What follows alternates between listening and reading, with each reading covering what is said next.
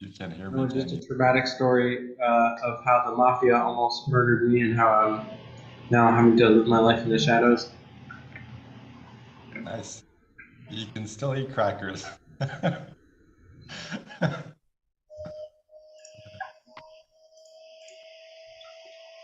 How's it going? Eh, well, overall, but this morning I just realized like, ah, crap, I screwed something up in the graphics, so I got to fix it. And then while fixing it, I screwed something else up. So then I got to fix it again and then re-upload everything. Aside from that, it's good.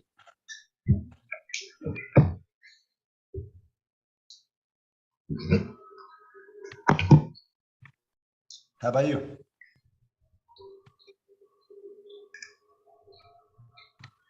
Doing good.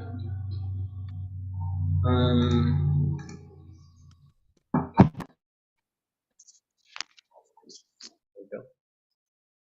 you hear me? I can. Um, so Friday, yeah, Friday, had like a 3 hour call with Leslie, and I kind of soft pitched her the um the Facebook group course, and her reaction was very positive. It was like, oh, this seems like something that I need because it's like overwhelm is exactly how I would describe where I'm at in my business. Is I just have like 50 things that I feel like I have to do before I can even move forward. And so then I got her to kind of talk about what does she feel like she actually needs to get done right away. And she Mhm. said that like the business that she has, she wants to raise her prices in her grooming, and she wanted to have a more clear um, offer on like what she does in terms of being an expert as a dog breeder and a puppy kennel owner.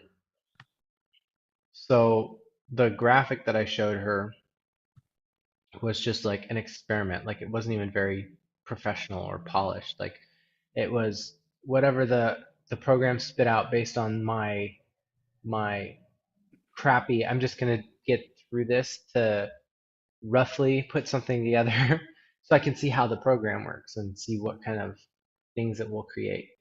So I showed her that um, for the like as I was talking about the what the course was, and then she was like,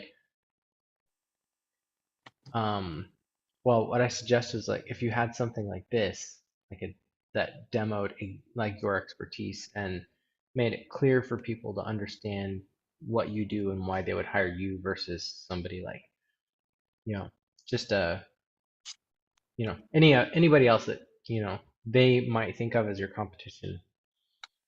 She's like, oh, that feels like it would move me from like being in kindergarten to like way up here. It's like, um, so anyway, the whole point of that call was she wanted me interviewing her to kind of pull out the authority or credibility builders that she can put in an expert bio. But then she was like, if you could just do it for me, like I'd pay you to do that. And so um, it feels like for people who don't quite grasp the mechanics of the marketing, um, having a process to really walk them through understanding what it is that they really do for people, like how they're different and unique. Um, I feel like that's a really valuable thing to help people get their heads around. And then once they have a clear, consistent message, then the Facebook things is like And now you can put that message in front of lots and lots of people, and it doesn't have to be overwhelming to keep growing that audience. So I just was kind of like, I didn't really do it in sort of like a value ladder sort of way, but I just sort of was starting kind of rough sketching out in a Google Doc, like kind of the customer journey that I might be able to take people on is like people who don't totally know exactly what their business is, but they can provide value for people and they have gotten clients in the past. So consolidating and creating a solid offer around what they do, and then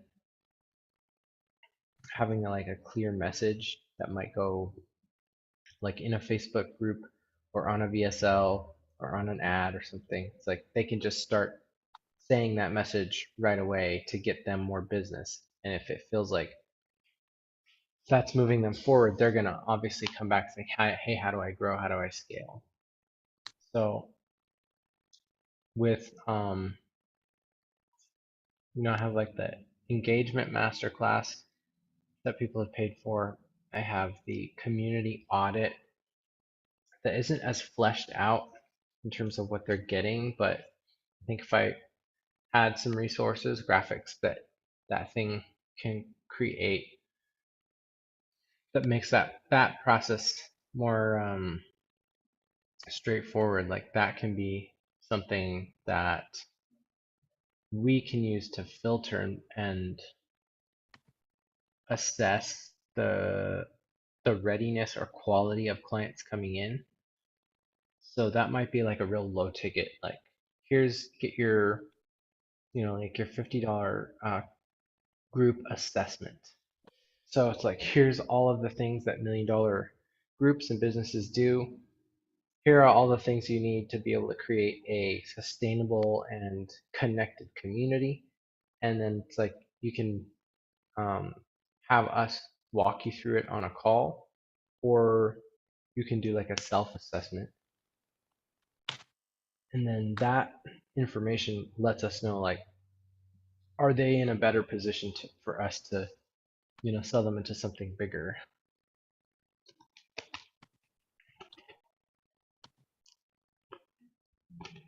Okay, that makes sense. I'm just trying to So see if that means we need to shift anything around, but I think I it don't doesn't think really. so. I don't think it changes anything, but it helps me understand like who I should like groups that I should be targeting, people that I should be talking to initially, like as we roll this out, and who are the best qualified fits for being able to take advantage of this. Because if they don't really know what their message is, they're still going to have to do some amount of work before they actually can launch a group where people are going to want to join, or Yeah, or they'll be able to record an onboarding video that actually makes any sense to anybody. yeah. Actually, this does make sense. If we can get them at the point where they're like, "This is my next logical step. I Mm-hmm. don't need to do anything to be ready for that." Mm-hmm. Then it's like, "Well, yeah, I can afford it. Yes, cool. If not, well, how can I afford it?" Mm-hmm.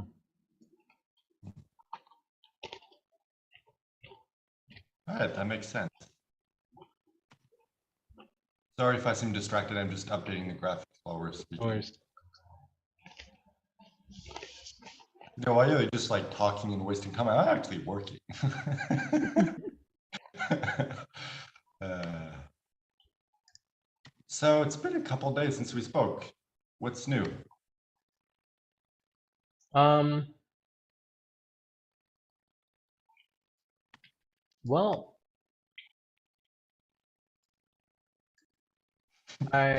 let's I don't want to do this business anymore. see. Did I tell you about, I told you about Sarah's friend that was moving away, right?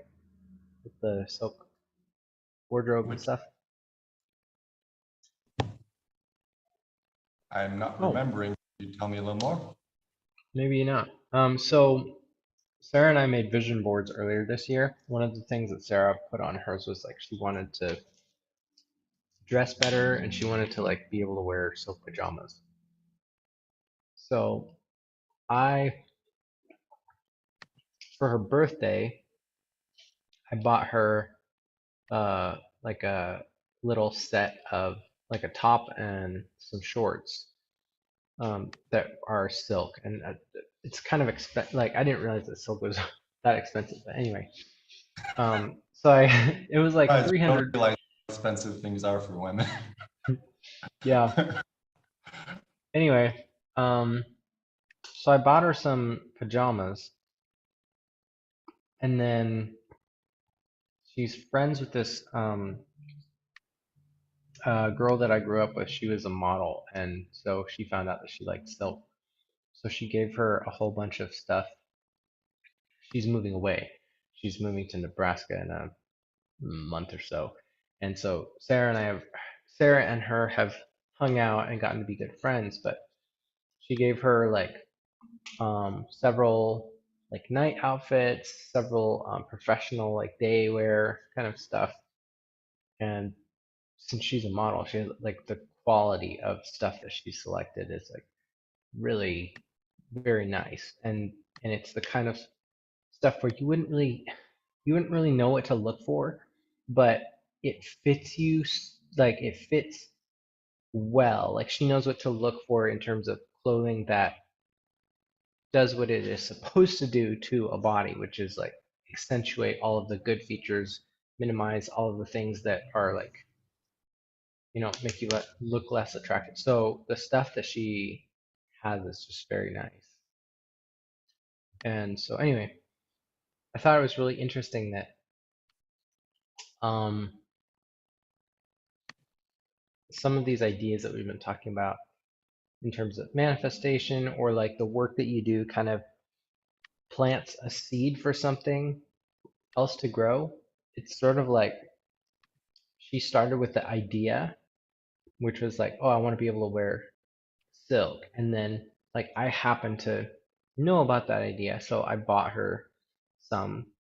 And then like that purchase like became like a real version of her being somebody who wears silk, who likes silk. So she was able to share to somebody else, like, oh yeah, I really, really love like these pajamas that they're selling. So this other girl's like, well, here, let me just give you a bunch of stuff.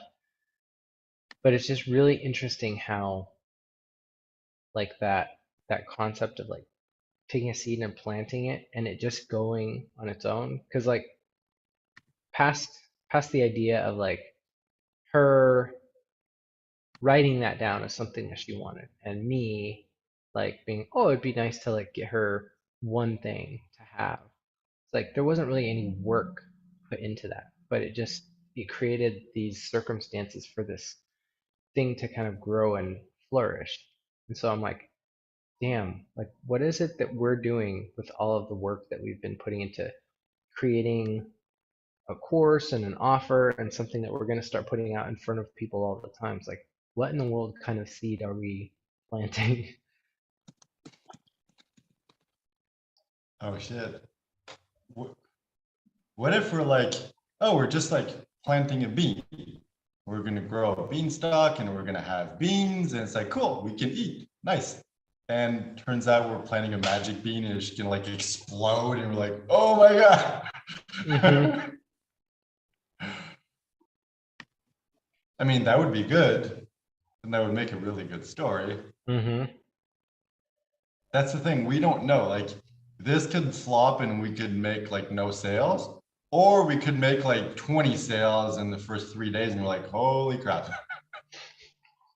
That would be amazing.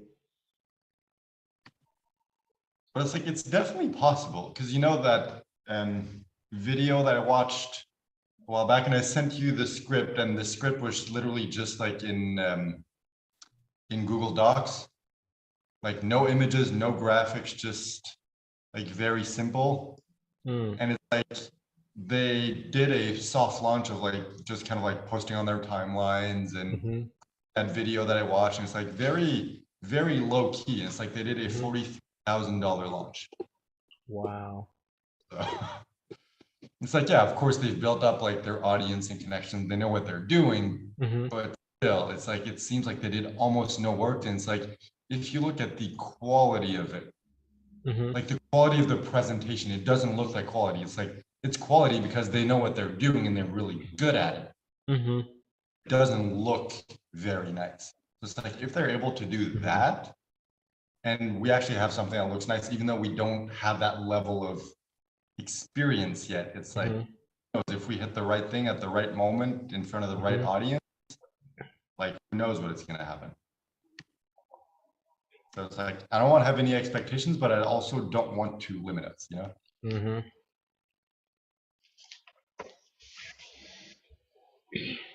Yeah. Oh, Sarah's been getting into feng shui, like organizing your house and like your living space based on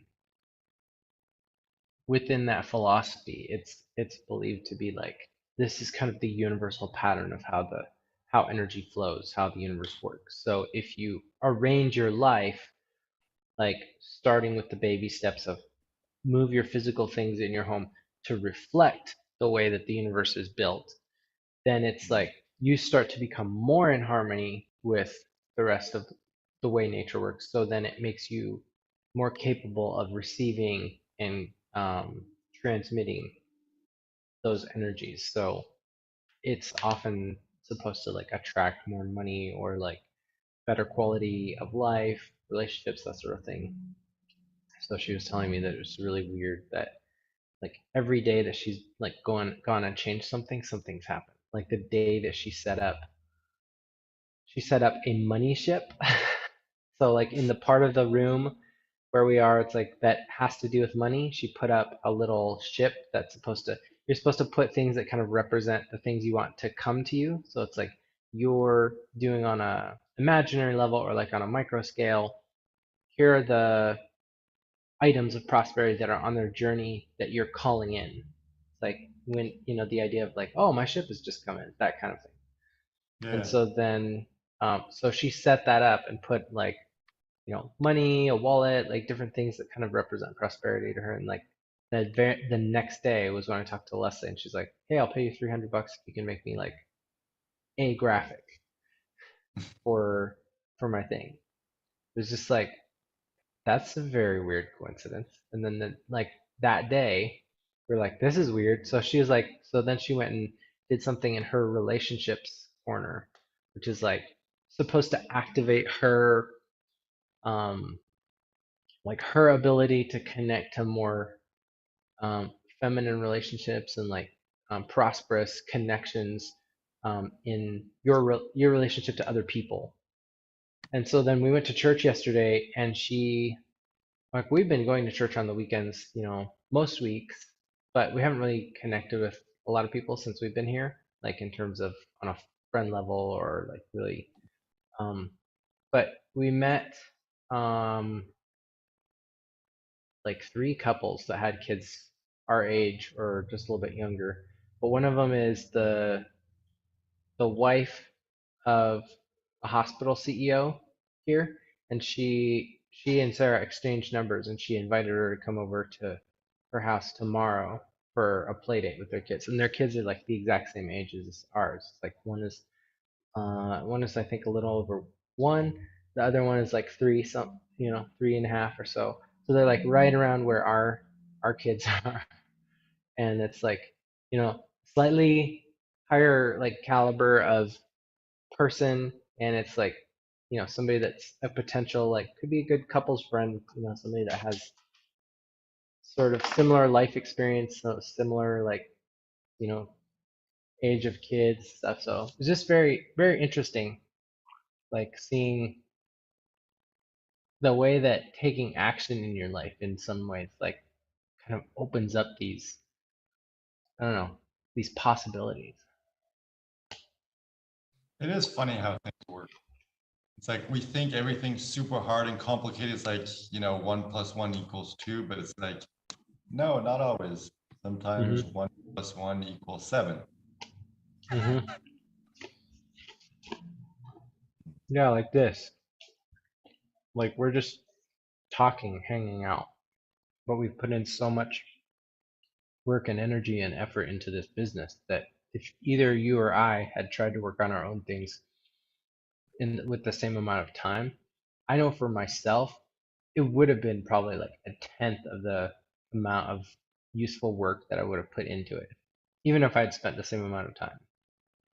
Yeah, and that's the thing. It's like, okay, there are certain things like the last week or so, there were a few days where it's like, all day I'm working on the graphics of the webinar or the funnel or whatever. So it's like there was more work involved, and it's like I can't do that while we're talking. So it's like there was work that I had to do by myself, but because we're doing this together, and I know I don't need to do everything by myself, and it's like we have these times where we just talk, that it's like even when I do have to do the work, when I look back at it, I'm like, it doesn't feel like I'm doing any work.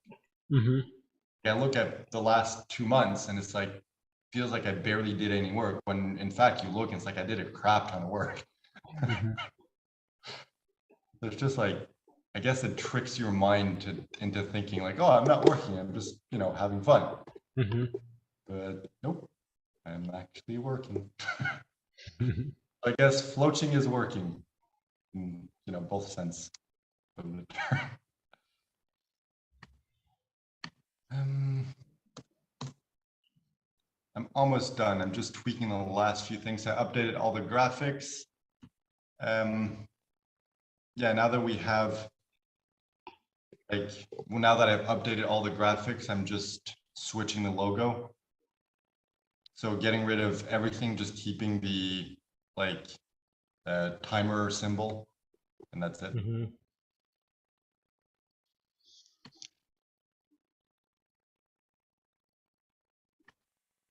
And it's like I'm at the point where it's like I updated the favicon for the website, Mm-hmm. and it's black, and I'm like, should I update it so it's red so it fits the funnel? It's like I'm at that level right now. So it's like, all right, that means that most of the actual work is done. If I'm at the level of like, no, I need to tweak this one tiny thing that makes absolutely no difference.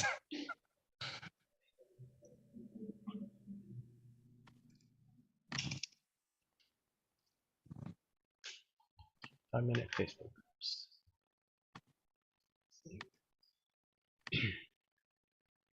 Oh, that's weird.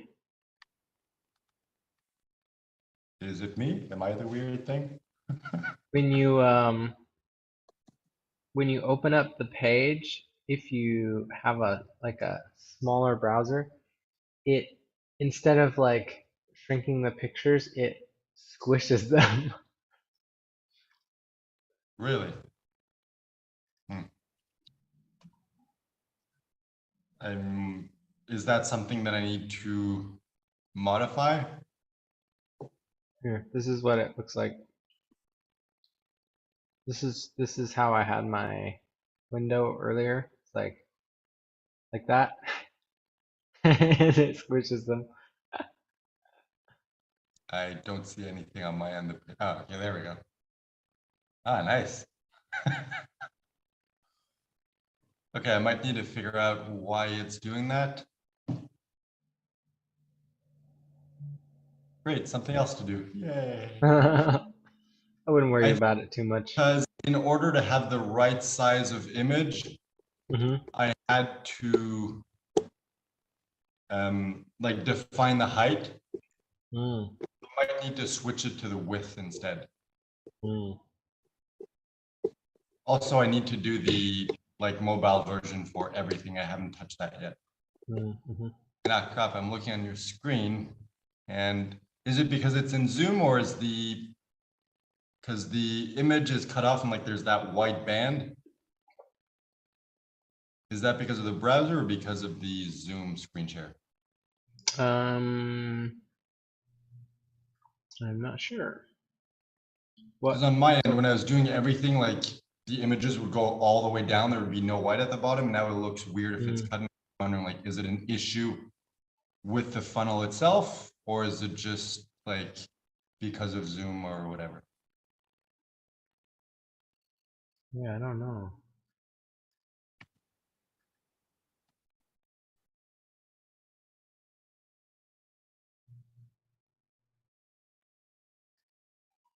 Hmm.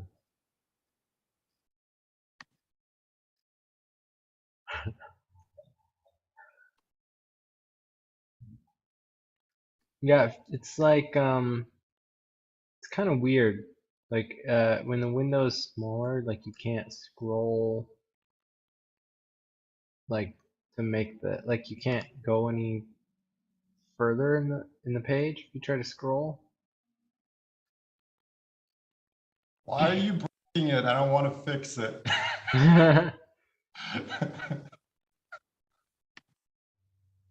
Great, so I guess I'll have to look into that.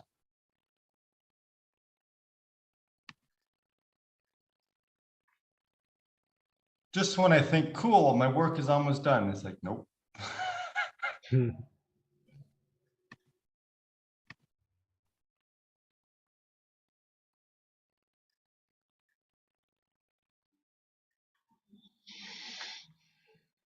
Dude, this looks so I know legit though. I'm doing that, unfortunately.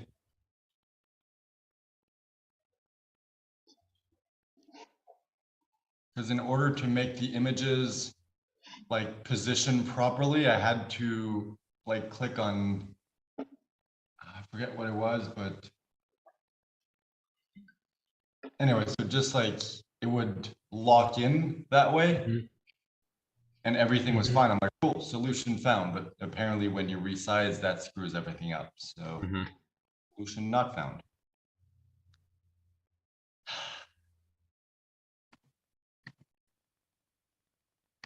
See, that's why I hate building websites, because there's always things like that that break and you're like, why did it break? How do I fix it?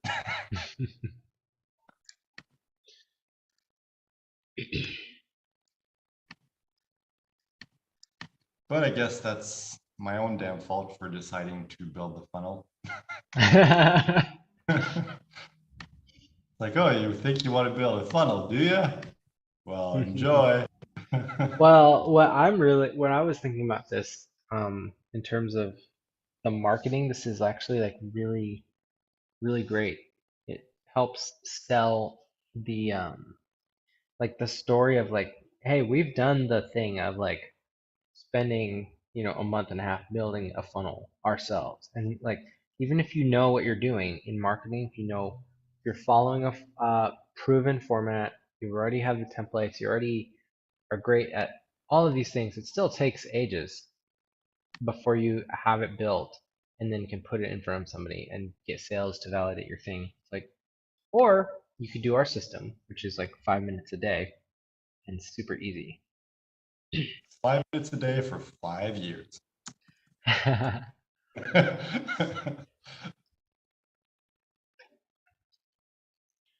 Thing is, like, I'm kidding, but at the same time, like, not really.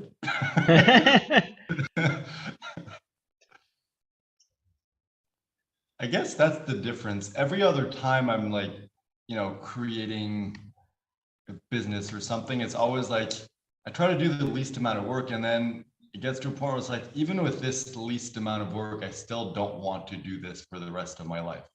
Hmm. This because it doesn't feel like work. I'm like, no, I can do this for the rest of my life. Of course, we probably won't because that's not how life works. But hmm I don't know. I got no follow up.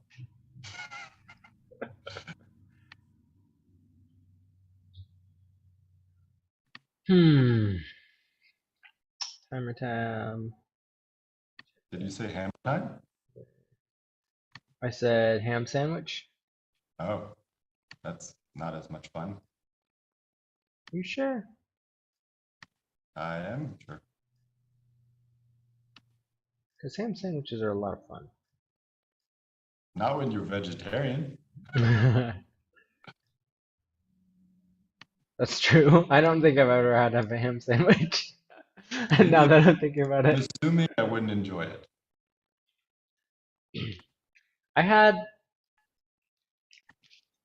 when we moved here. I went to this like I don't know what you call it. I don't know, some sort of breakfast like cafe place that was a little bit more high end. And in Texas, like a lot of people eat tons of meat. So just as an experiment, I was like, what if I just ate, like, what if I didn't have any like preference or diet restrictions? What if I just ate the stuff that other people eat? So I ordered, I think I told you, it had all like two or three different kinds of like pork in it, and it was very weird.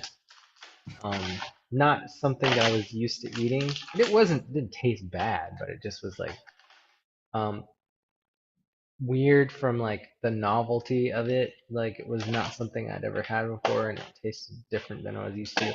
And weird from the like, I'm eating a pig. This is very strange. It's like But this I mean, is bad. It's also definitely not good. yeah, like especially if you're the pig. Yeah, that's the thing. It's like, flavor and texture I could get used to, but like every time I've tried meat, it's like I automatically think of the animal and I'm like, Hmm. why am I eating this? This is gross. Hmm. Like to me, it's like you're just walking. It's like you see a dead squirrel and you're thinking, I'm gonna eat that. To me, like Right. that's how it Hmm. works.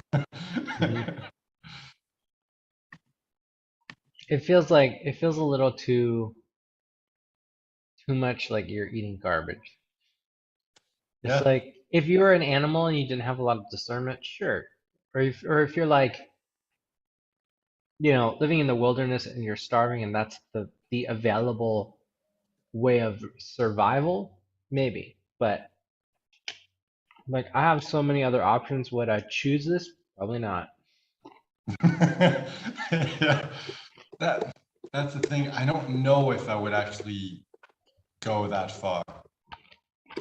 Like if I was starving, it's like I'm like I could die. I'm like, let's risk it.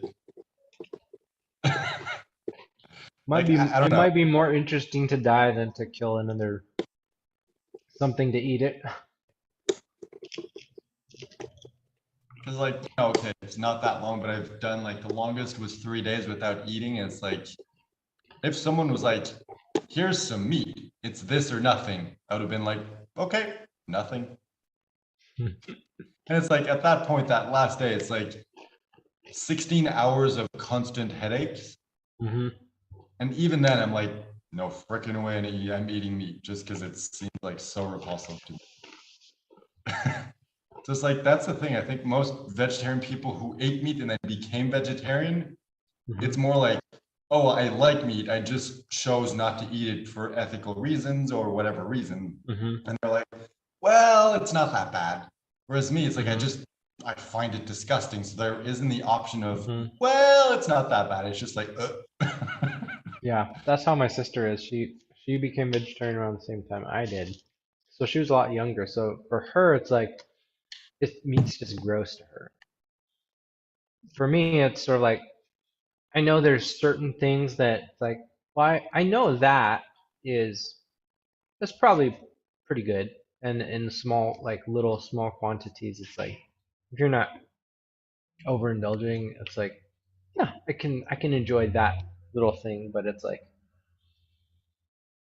it's just not something I go out and seek because it's I don't know, just not part of my lifestyle, I guess. Not that I mean, I don't even have a as big an issue with meat from like an ethical standpoint as some people like it's like a very like personal kind of passionate like how could you do that to animals and that's like well that's like one aspect of one why you might not do it. There's all kinds of other reasons that is useful too. You don't have to just I was reading somewhere that like apparently the way that the animal food industry works is a lot more aggressive in the United States. The milk industry, the dairy industry in like other countries, because they're much smaller, they don't have the same types of like mass produced um, kinds of things that we do here. So like there isn't as much like you know animals living in like cement, like tiny, um, grasses, uh, just holding pens basically, like animal prisons. Um, like it's not uncommon for animals in other places to like still have a lot of access to pasture and like self milking stations. It's a lot of like um closer to like more of like a symbiotic relationship with the animal. I don't know. Yeah, because I've always been vegetarian and stuff, I'm like, I know the basic, but I've never done the research of Hmm. exactly how it works. Because I'm like, I don't eat meat. I don't need to be convinced of how gross it is. Hmm. And I don't enjoy watching, sad and gross stuff, which is Right. why I don't watch the news. So I'm like, why would I go out of my way to do research for that? Hmm. So I don't know the full details. I just know that most people, it's like, if you eat meat, you're like, I don't want to know because if I know, then I'll feel bad. And I don't want Hmm. to feel bad and I want to keep eating meat. Hmm.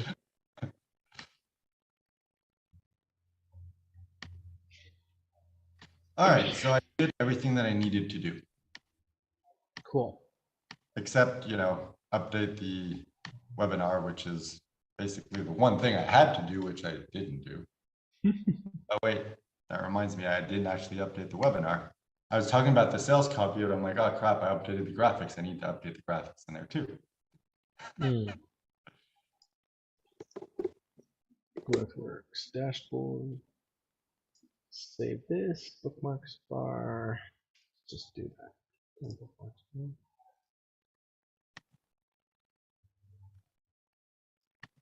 All right.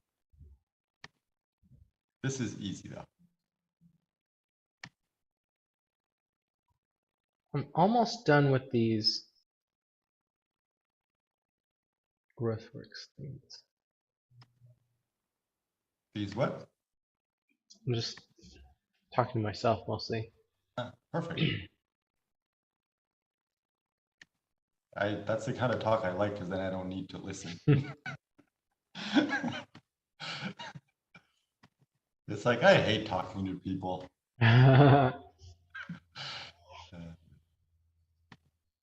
no, I actually enjoy it. I just don't enjoy it when it's like I have to, when it's my job. So it's like, you want to pay me to talk to you? No, no, I'm gonna hate that. You just want to talk to me? Okay.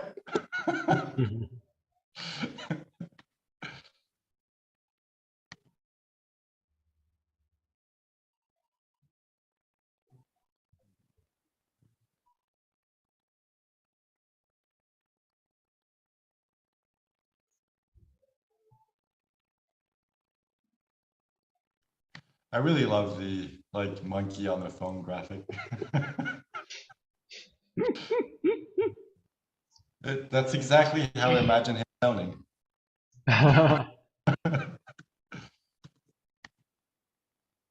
In fact, hold on, let me just go in the 5 Minute Facebook group and delete the old webinar and upload the new one. So even though it's not finished, at least if you want to look at it, you can. 'Cause I don't think you've looked at it since like I've updated everything. All right, so let's add new.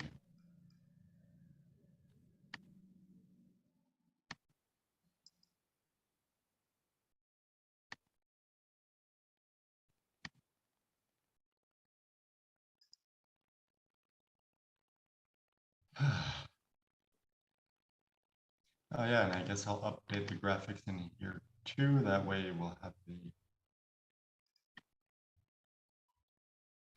Do you still need the graphics that I sent you? Because you're saying like, oh, I'm testing things out. I need graphics. Like, do you still need those, or can I delete them from the group? um, I uploaded the ones that you sent me to the Google Drive. If you have one that has is like a PNG or something, like with a transparent background, something like that would be handy to have. But like, yeah, I don't. If you don't need them in the um I'm just trying to keep things as simple as possible. So it's like delete Yeah. everything except the actual like graphics that we need. That way we don't get confused. Gotcha. Yeah. Okay. Yeah. You can dump them. All right. So delete this, that, that, that. Now add new. I might as well rename them. That way we'll have the proper names.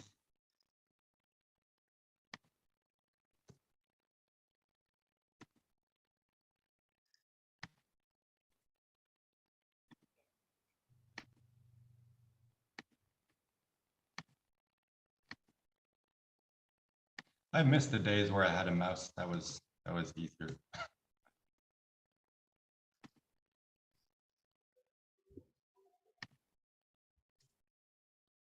That's one of the downsides of traveling is like everything's so minimalist that it's like Hmm.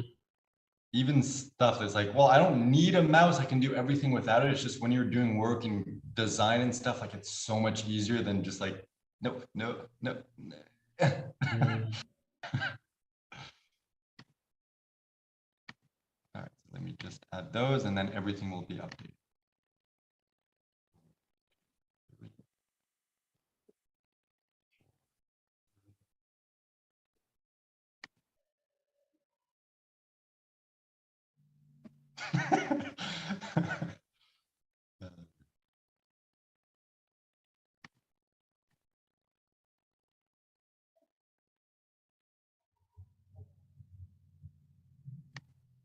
While I'm here, might as well try to fix the broken opt-in page. I didn't think I would have to do any work right now because I'm like, well, the only thing we need to do next is like update the webinar. But I'm like, I didn't do the sales copy yet, so we can't do that. So I'm like, cool, just a Hmm. normal coaching session. I've been working the entire time. See, that's what sucks about floaching. We don't want to Hmm. work, we end up working. This just sucks.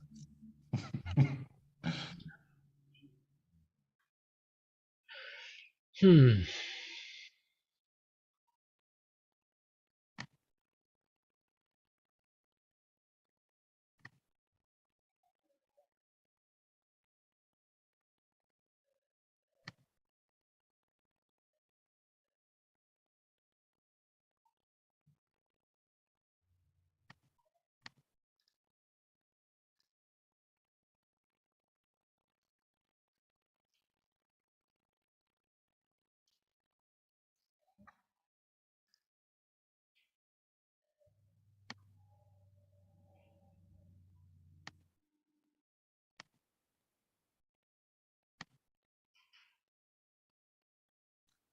Okay, so if I remove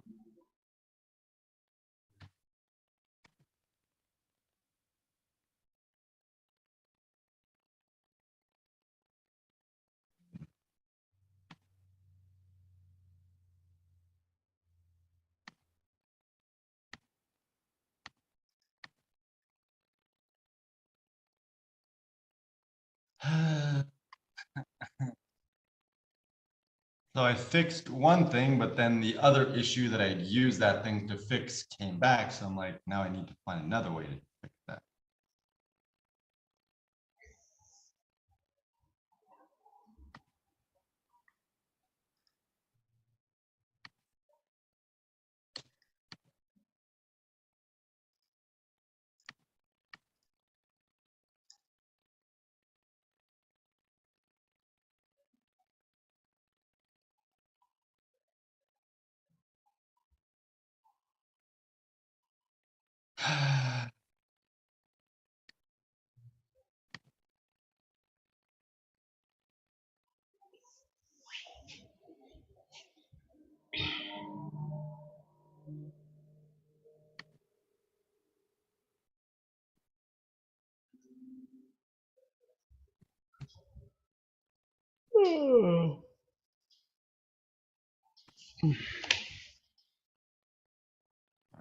this might work. I do the same here.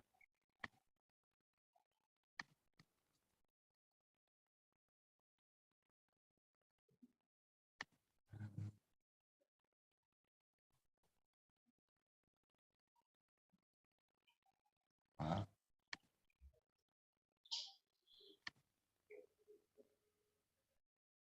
Wow.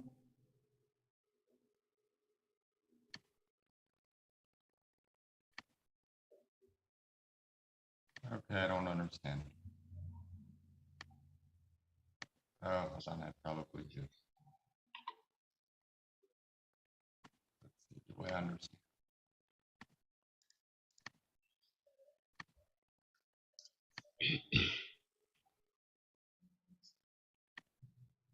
Nope, still don't understand.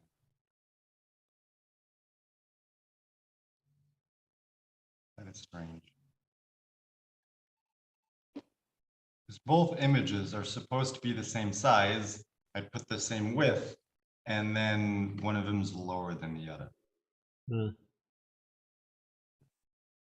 Anyway, let's preview for now. Just for fun, it's not completely done, but can you go on your end and try to resize, see if it's doing the same thing?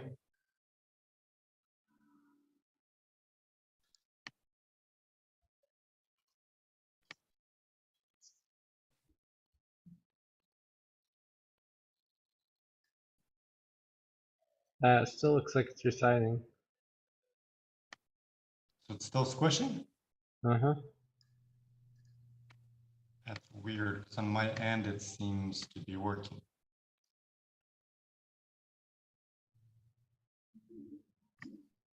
Hold on, let me, Try refreshing. maybe it just, yeah, maybe it just didn't propagate yet. There we go. Still a little funky when it gets this small, but yeah, that works better. All right, now I just need to figure out, Yeah. get rid of the white space at the bottom. That's the problem.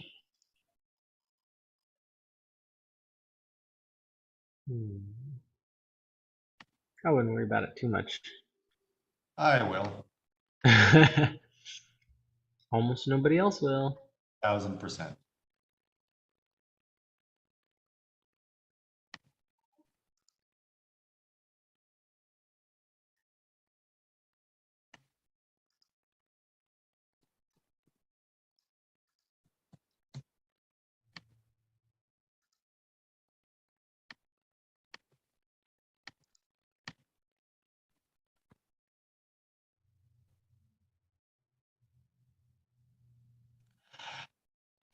Why?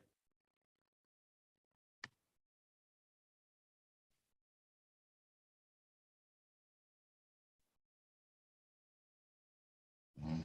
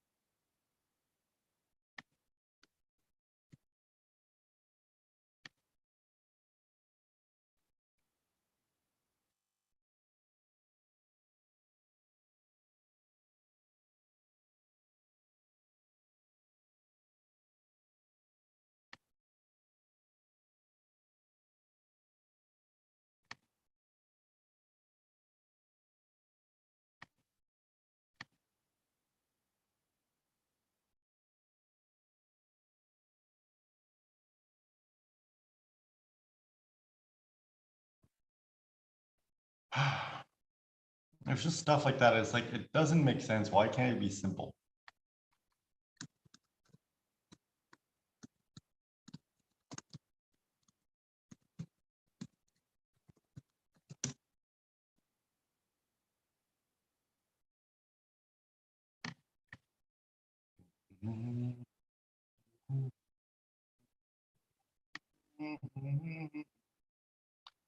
I hate this. I hate this so much.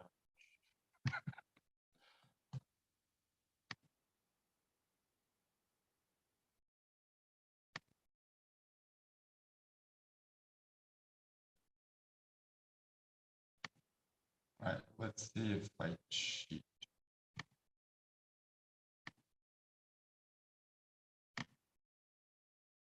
And everything.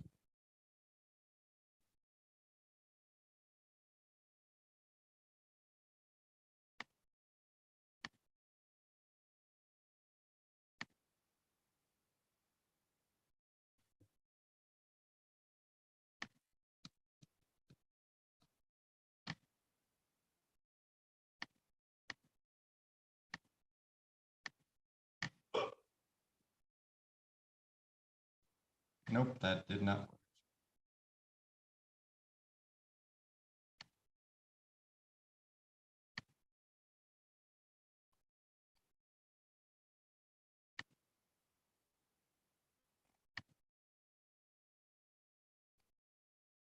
Just wondering what's more important, for to not have a space at the bottom or for the images not to.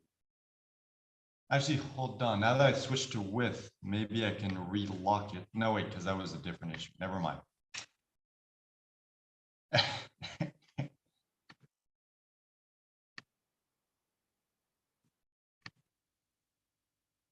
see if this.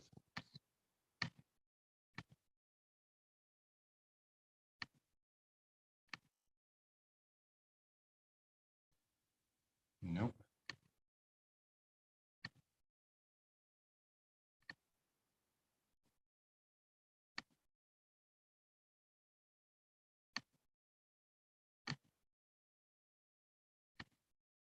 Anyway, we can keep talking while I'm doing this crap.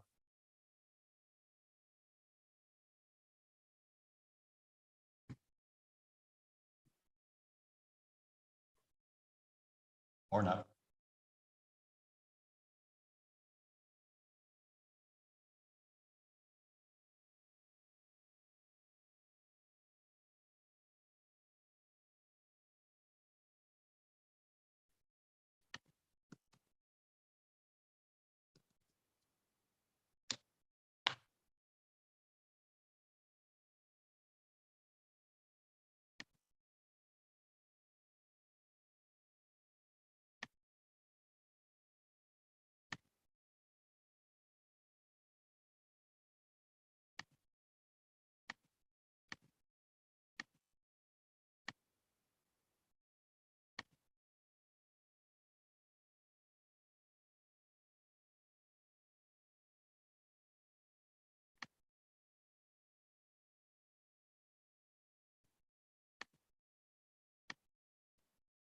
That did not work.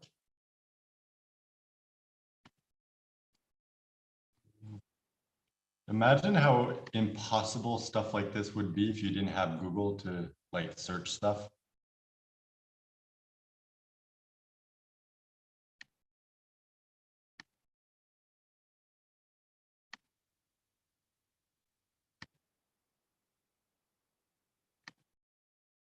Let me just try 2 more things, and if not, then I give up for now. Give up, give up, give up, give up. I hope I don't have to.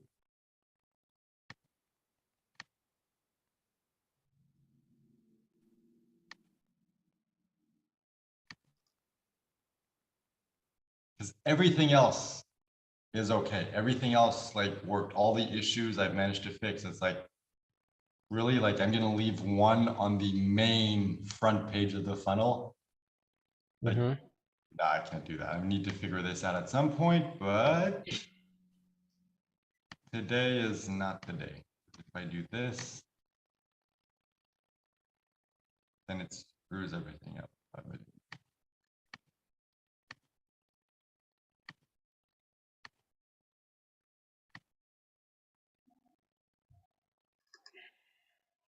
Yeah, so the image issue is fixed, but the other issue remains when I do this. All right, so for now, I'm just going to leave the white space at the bottom, but we're going to need to figure that out. Well, I'm going to need to figure that out. You don't need to do anything.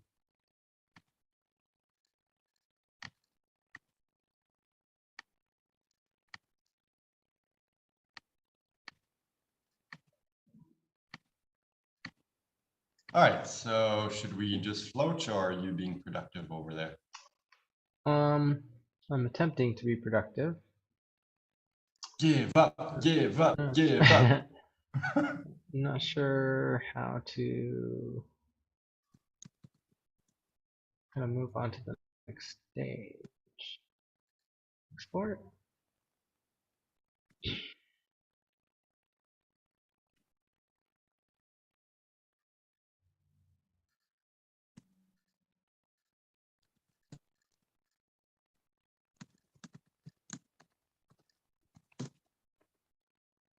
I feel like it's been a while since we've just floached. Yeah. How do I make this thing finish? 97% finished.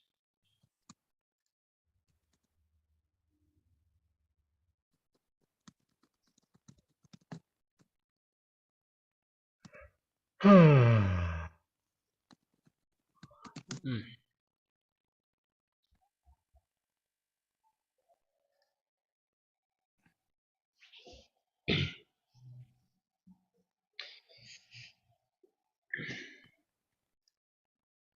Ooh, okay, maybe I figured it out. What have you figured out? And again, maybe not. It seems like I can't do what I wanted to do.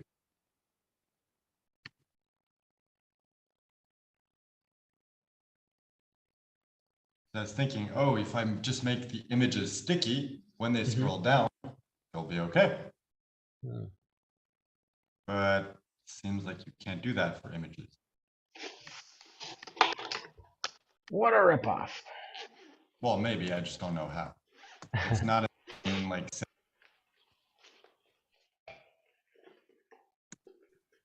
Oh, I didn't bring any ketchup with me. Oopsie.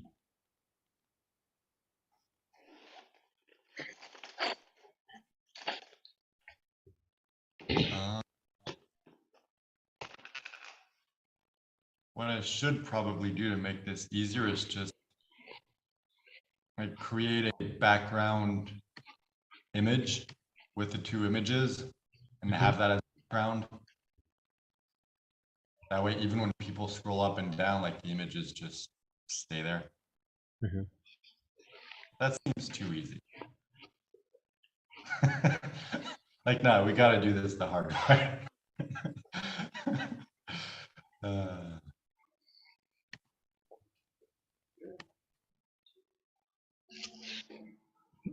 Anyway, of course, I Google it, and one of the first websites that always pops up is one of those stupid fucking websites. Sorry for swearing, but you know, it's like, are you having issues with this? This is the place for it. And then the rest is like, this is what ClickFunnels is. This is why you need it. Blah, blah, blah, blah, blah, blah, blah. Go buy through my link. And it's like, really? You're just going to piss people off and you expect them to buy from you? Yeah, that makes sense. Anyway, sorry. It's just I've encountered so many of those websites while building the funnel and trying to resolve issues that it's just very frustrating. Anyway, let's forget about that for now. Let's talk about nothing. Blah blah blah blah blah blah blah blah blah. I was going to say nothing, but okay. I like how we have our different interpretations of nothing.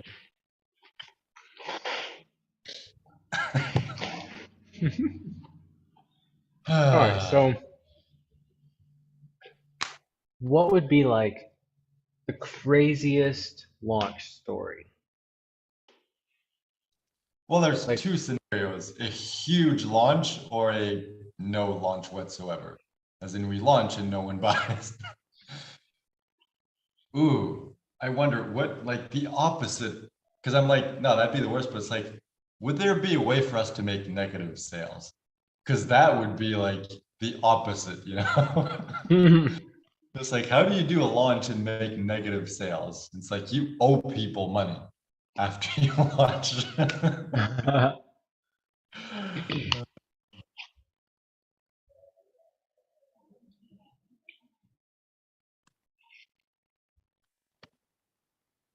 everybody signs up. Like we have a massive launch and then all of them ask for a refund. So we lose all of the like transaction fees. Yeah, it's like, holy shit, we got 100 people, we just made $100,000. And like 2 months later, it's like they all asked for a refund.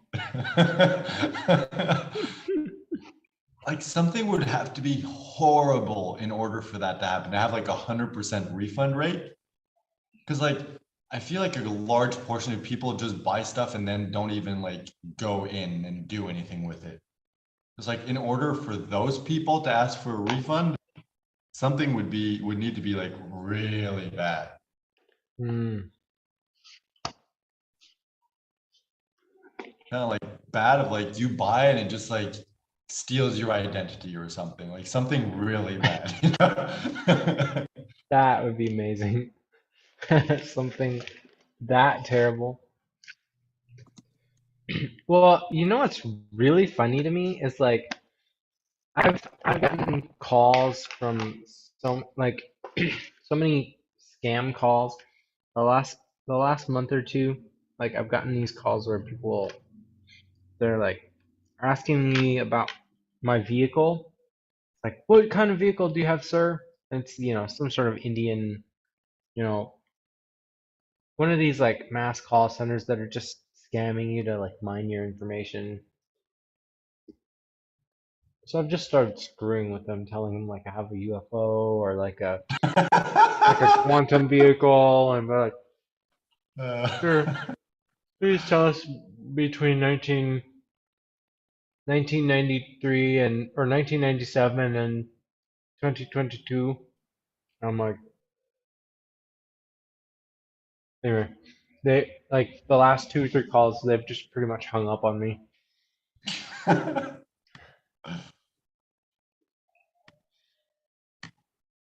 it's But weird because I was like, the amount of work that people are spending on scam type things, I'm like, why wouldn't you build a real business? you know what's funny, we're working less hard building this legit business than they are trying to scam people. Mm-hmm. Ah, that was Oh, damn. amazing. Is that like is that how it works? Like, is life easier to be successful than it is to not be successful? And it's just a process of learning. Oh, it's actually way easier to just like be than it is to do. Maybe. I don't know. I never really kind of thought it through, but I think yeah, that's probably how the world works because it's like you see people who are just like committed and just keep doing the work. It's like they're successful not because they necessarily do all that work and get results from the work. It's just like committing fully to something. Mm-hmm. And it's like that's what we've done with this. And it's like we don't really do that much work. And even when we do, it doesn't feel like work yet. We're moving along very quickly because we're committed. Yeah. What is that? What are you eating it? I can't figure out if it looks good or not because I can't tell what it is.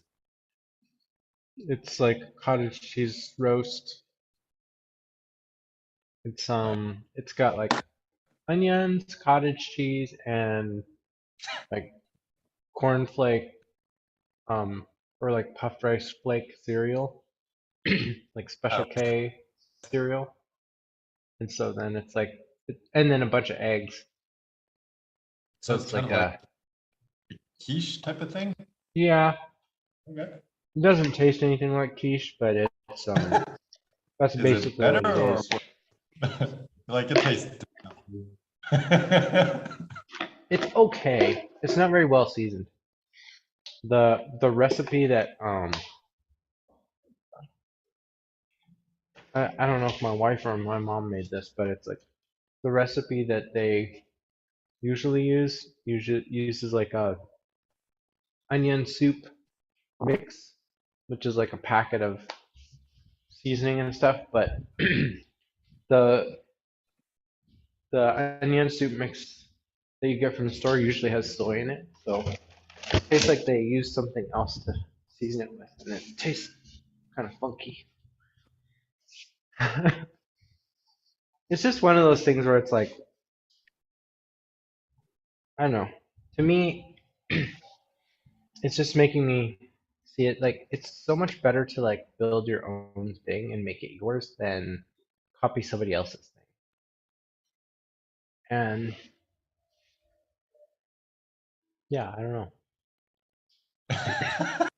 It's funny because when you were describing the recipe, I'm like, yeah, I see how that could be good. But to me, it just sounds like you're combining, like, you're like, I want to make Rice Krispie squares, but I also want to make a quiche.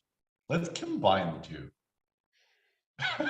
Like, I'm sure it tastes good, but it's like, when you're describing, I'm like, that's what it sounds like. It sounds like a cross between Rice Krispie squares and a quiche.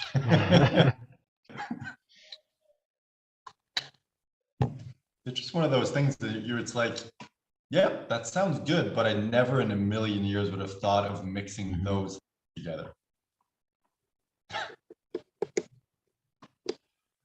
Also, it's funny because now that I've been traveling for a while, it's like, even if I'm staying somewhere for a month, like I never buy any spices. Unless I'm making a specific recipe. It's like if I want to make chili, it's like, okay, I need chili, but aside from that, like I don't use any spices. So it's literally just like salt or soy sauce and whatever ingredients I put in. And it's like, it's surprising how good and easy it is to cook without spices. And it's like, because when you live somewhere, it's like you have spice rack or whatever. It's like, yeah, the spices you use them, and you're like, that actually doesn't make that much of a difference.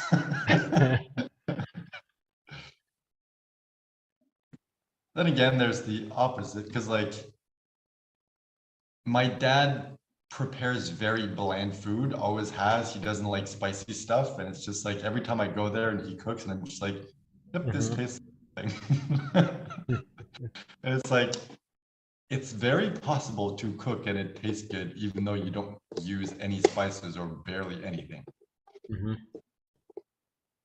I don't know why I'm talking about that. All right, so I feel like we're due for just normal floaching because I'm still in front of my computer and my brain's still on like, how do I solve this problem? yeah.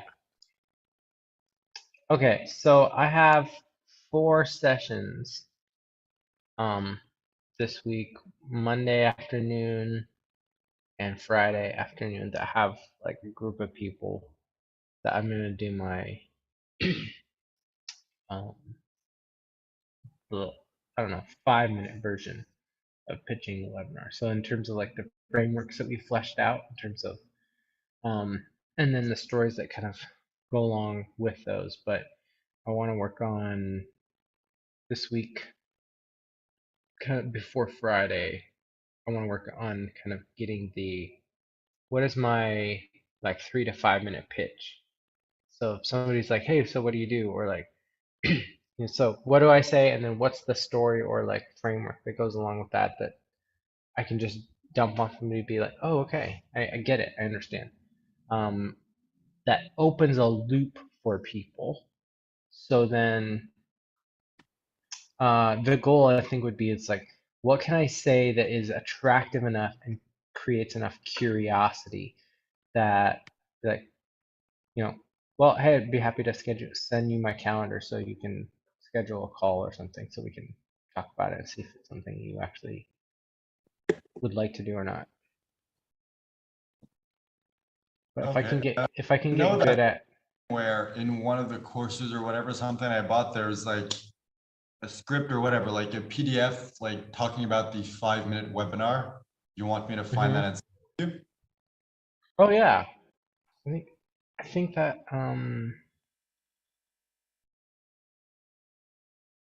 yeah, that'd be helpful.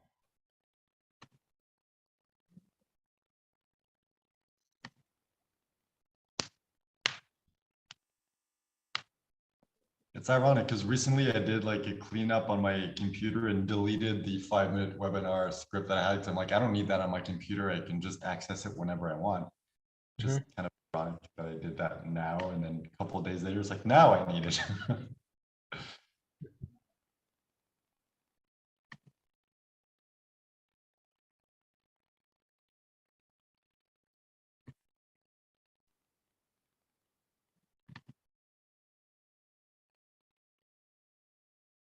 And remember the days when you had to remember your passwords? Man, Ah, 5-minute perfect webinar. Not a PDF, that's a video. Maybe resource.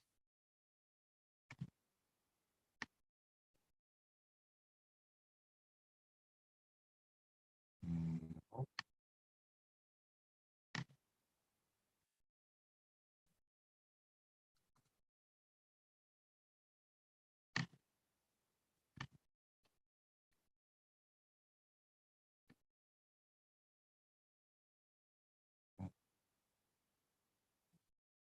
All right, I guess it wasn't this one. Let's go to the other one.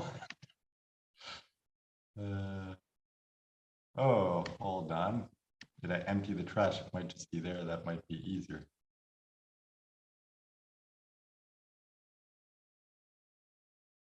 Dude, imagine we can get to the point where we sell 5-minute Facebook groups in a 5-minute webinar.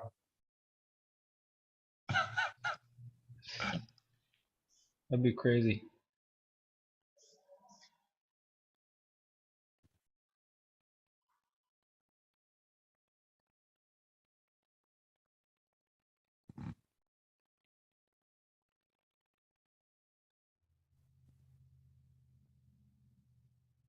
Right, so I see the other files. I just can't find this.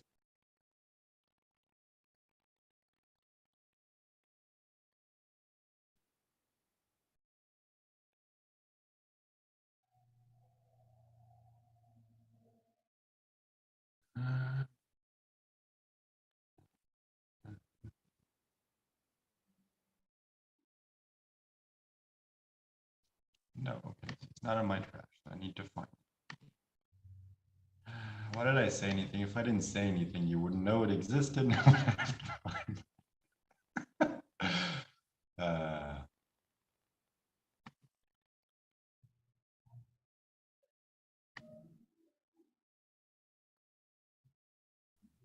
nope, and I went back to the same one again. uh,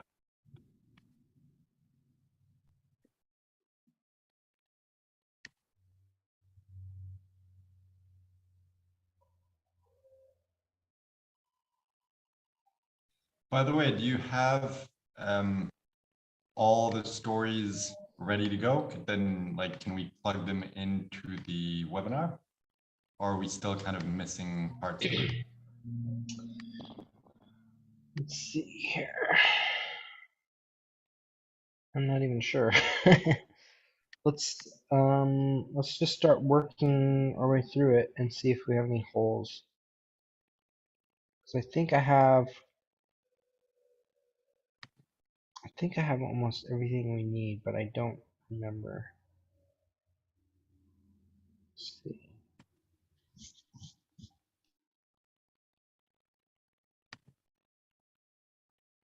Then before that, this one.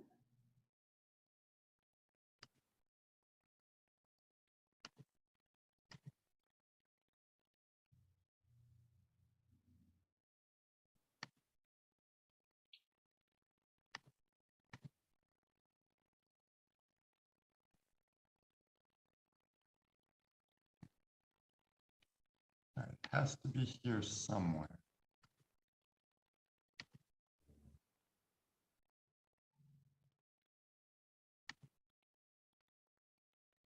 I didn't realize it was this hard to find.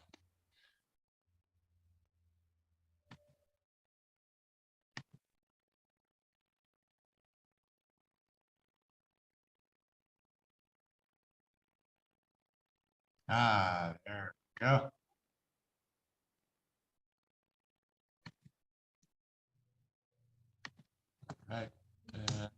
send you the link on Facebook.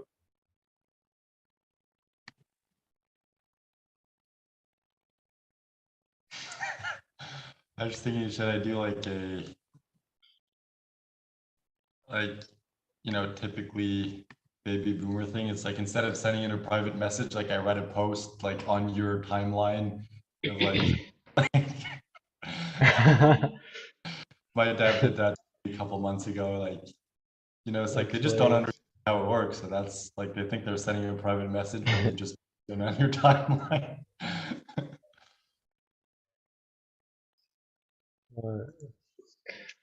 Yeah, it seems a kind of basics. I don't know how useful it's going to be, but at least like if you go through and you understand kind of the structure, it might help.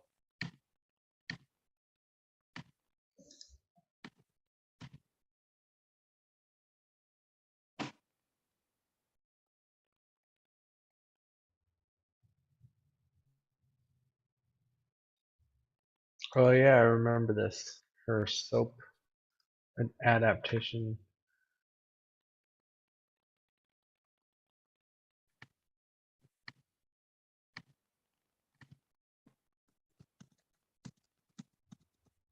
Oh man, that's such a great lead.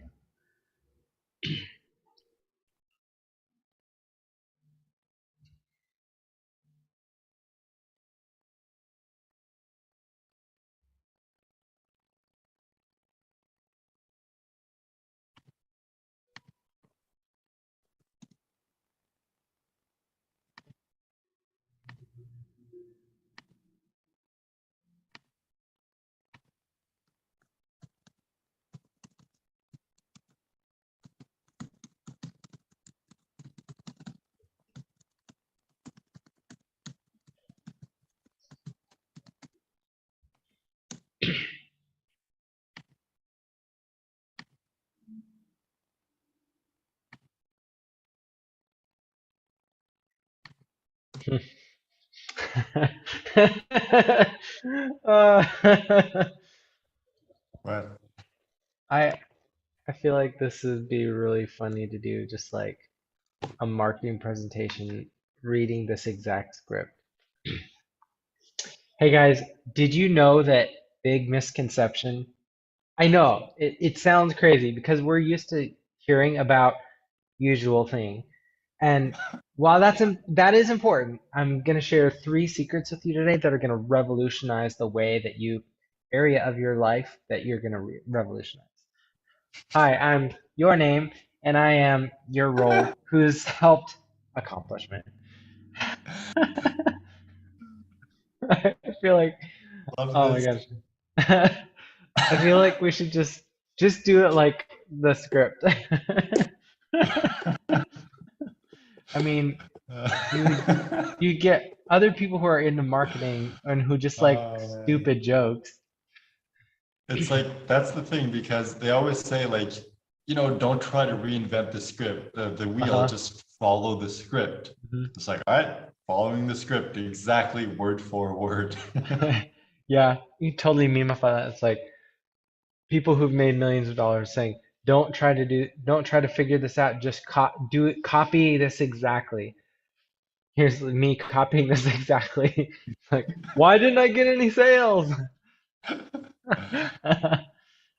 No, but I feel like that would be a really good like cold traffic ad to people who are marketers and somewhat sophisticated. Like there is no call to action. The point is not to get you to sell anything. It's to differentiate yourself from everybody else. It's like, oh, this guy has the balls to like not sell anything and do us like just read an empty script. It's like like I get why that's funny. And then, I feel people might like even reshare it or something. do, and then at the end just have a note of like, hey, if you want to see what the actual product is, just click on the button below. Uh, uh, this one video is going to change your life. So what is the big idea or thing you'll reveal? It's the thing. It's more details about the thing. It's just like so unsatisfying. So I'm going to share with you 3 secrets about the thing and how you can big payoff. And I know what you're probably thinking. Objection. But I'm going to show you a great way that you can action that they can take and get amazing results. All right, so like what if we what if we just filled in anything in here? Hey, did you know that, let's see, so what is a big misconception? Something that people think.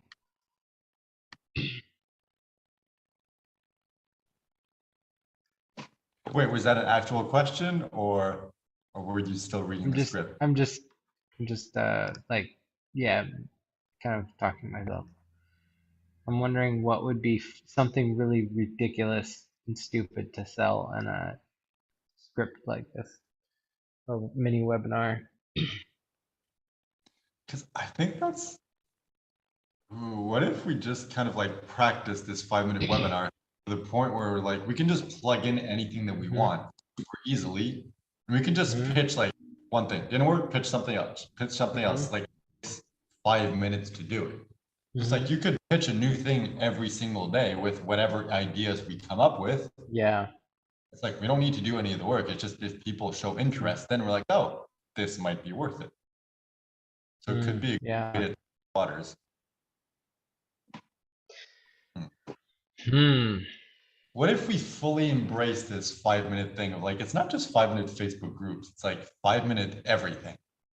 Well, and I think if we look at this like as a jumping off point, but we craft our own version of this, because this is like you get this for free in the book, and it's like, you know, it's a small model of something, but you're always going to have to do some amount of tailoring or some amount of like tweaking to make it work. But if we figure out like what is our way of doing this, I mean, of accomplishing the same thing that this accomplishes, um, and really make it so in 5 minutes you can make a really tight presentation, um, makes people really want your thing, and it's like that is something that we can sell over and over or like have as a free.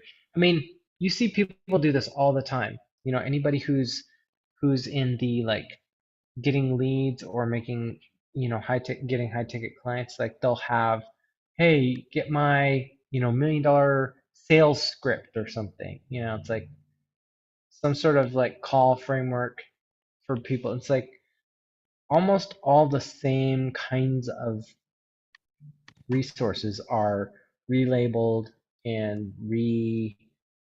repackaged, um, just because like there's a whole bunch of people who are all at different stages of like, oh, I'm just now becoming aware of this thing, I'm learning about this thing, and like this guy has a thing that shows me how to get, you know, how to get sales in 5 minutes, how to get, you know, get a client to buy in a short video presentation or whatever. So we have our own version of this that we use, then if we just create a model of that and it's like, this is what we use in our business, this is what our clients use to get sales, it's like it's actually valuable, it's worth something. But everybody has some, you know, some variation of Hmm. it. I'm just wondering, because I think like we've touched onto this multiple times with different things of like, 5 minute Facebook groups, or the one Mhm. question you need to ask is like, is it possible to boil down business to its essentials and do only the very few things that actually yield results? Mhm. Like, is it possible to do that? Just that's not how it works. It's like maybe that's the process we're doing. We're discovering what works and what doesn't and how to refine everything so that we can get to the point where Uh-huh. in like 10 years, we're just like idea, 5 minute pitch, pre-sell before we do it, get someone else to deliver. And it's like, okay, we worked 1 hour and we made like, I don't know, $1 million, whatever. Like, I wonder Mhm.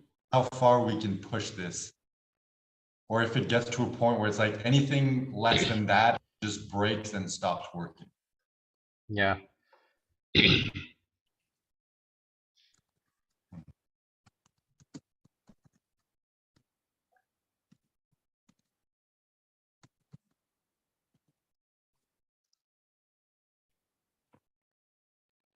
I guess that's the whole point of business. And it's like, as long as you evolve in business, you're always learning and perfecting and hopefully simplifying.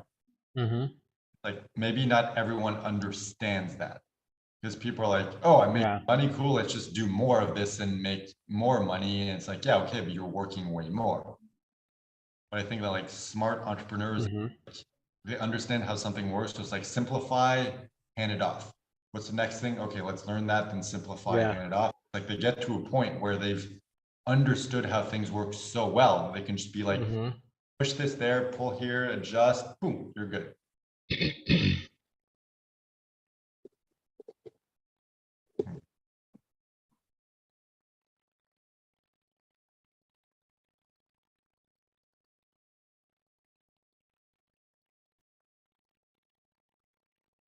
Yeah, I think my brain's trying too hard.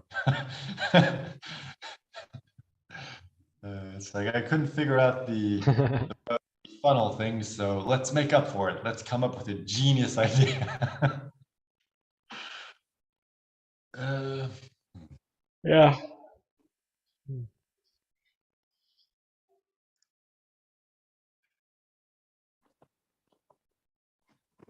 all right, maybe we just need to float. Let me go get some chili and rice.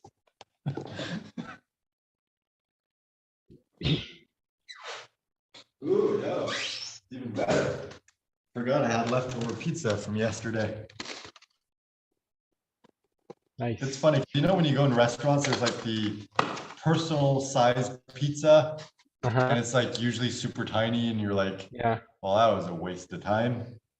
So it's Yeah. like I took the normal one, Mm-hmm. and it turns out it was huge. It was like this big. Nice.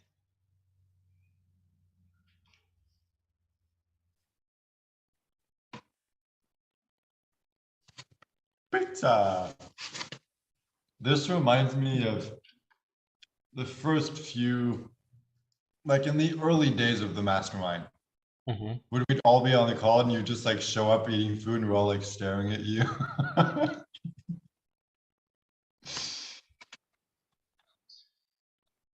It's like Jessica would be like, no, hold on, hold on. What are you eating?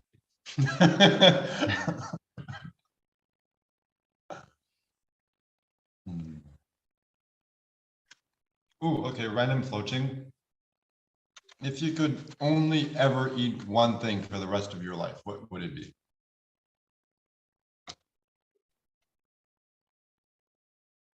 Mm,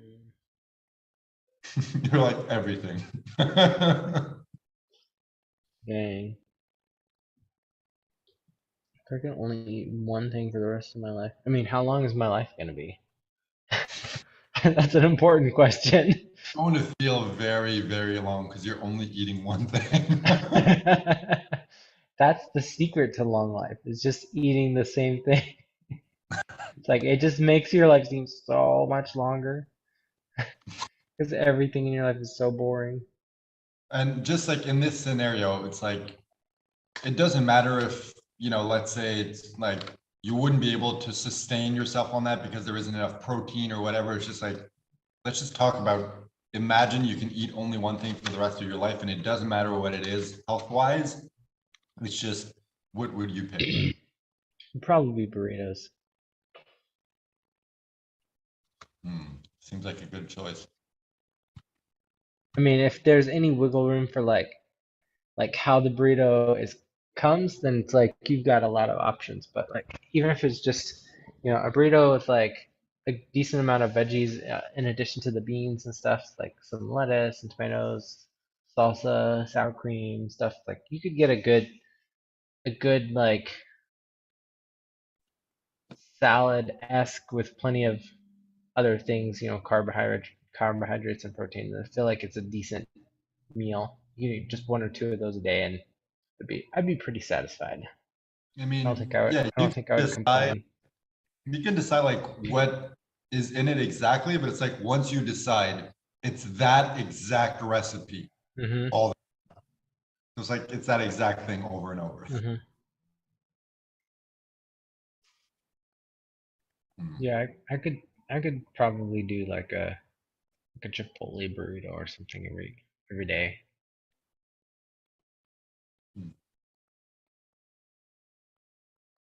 You're making me rethink mine because I was thinking like just a really like nice, juicy, ripe watermelon. Mm. But then you were talking about burritos. I'm like, that does sound good. I feel like anything that you talk about would just make like change the context so that you would want to hop to like you could tell. I mean, some of the pizza places I've been to, oh my gosh, like the designer pizzas with like handmade dough, fire brick oven fired pizza, and then like interesting toppings that like you wouldn't pick to go together, but it's like some pizzas that have like great veggies, stuff on it. It looks like a Turkish stew or something. I With like know. little That's funny. um But yeah, like really good pizza, mhm. that is hard to beat. This we is went really to pizza, by the way. we went to an Italian restaurant Saturday, yeah, yesterday. And so Sarah got fettuccine, which was okay. I'm not a huge fan of fettuccine, but it was pretty good. But I got what do they call it? Eggplant rollatini. Basically, like they made lasagna instead of with noodles, they had like these slices of eggplant. So they rolled them up and they were kind of like breaded, and then they had tomato sauce and cheese, and so it was like a lot of the stuff that you would have like on a cheese lasagna, but it was eggplant instead of the noodles. It was really good. And they do that. And they do that really often for vegetarian lasagna. Uh-huh. It's like, we can still eat pasta. Why do you have to ruin a lasagna? Well, this is pretty All right. good because the eggplant was like breaded and fried, so it's like it's pretty not necessarily healthy, but it was like really good. I have had like vegetable lasagnas that were nasty, like cafeteria style, like we're using like all of the stuff we had left over from the last four meals, and we're throwing it all in one casserole, and we're calling it vegetable lasagna or something. Like, no, this is mass-produced leftovers, and it's disgusting. The funniest thing is like, especially in schools, like I remember when I was at well, I wasn't staying at the boarding school, but it was a boarding school. So there was like, meals provided. Hmm. And whenever they'd make like shepherd's pie as an example, it's like they make the vegetarian equivalent Hmm. instead of just using normal, shepherd's pie recipe, but switching meat for a substitute, they like Hmm. throw in like huge like pieces of carrots and spinach and like random stuff. It's like it's still a shepherd's pie. Why are you throwing random crap in there? They're like, no, it's vegetarian, so we got to throw like a crap ton of stuff in there that doesn't belong in the shepherd's pie. It's like that's what people think when they're like vegetarian. It's like, oh, you gotta like ruin every recipe because there's no meat. Yeah. It's just funny. Uh, I think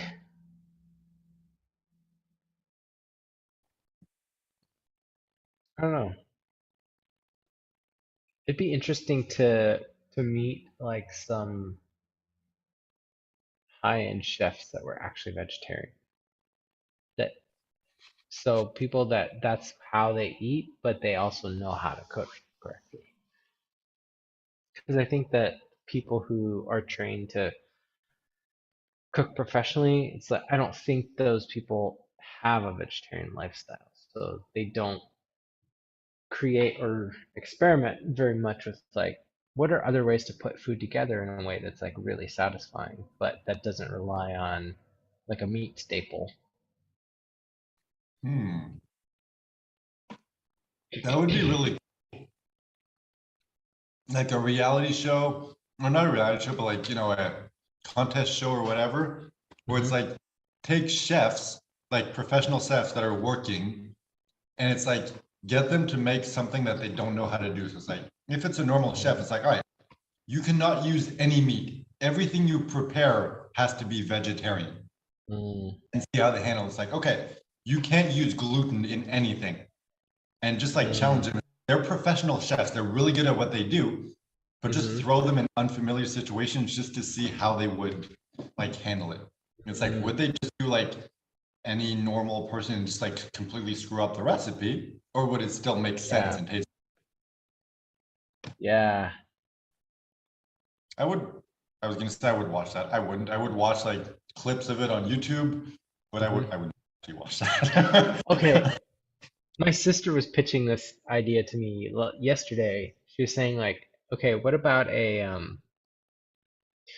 a reality TV show that was about uh young adults or millennials like in the middle of career change.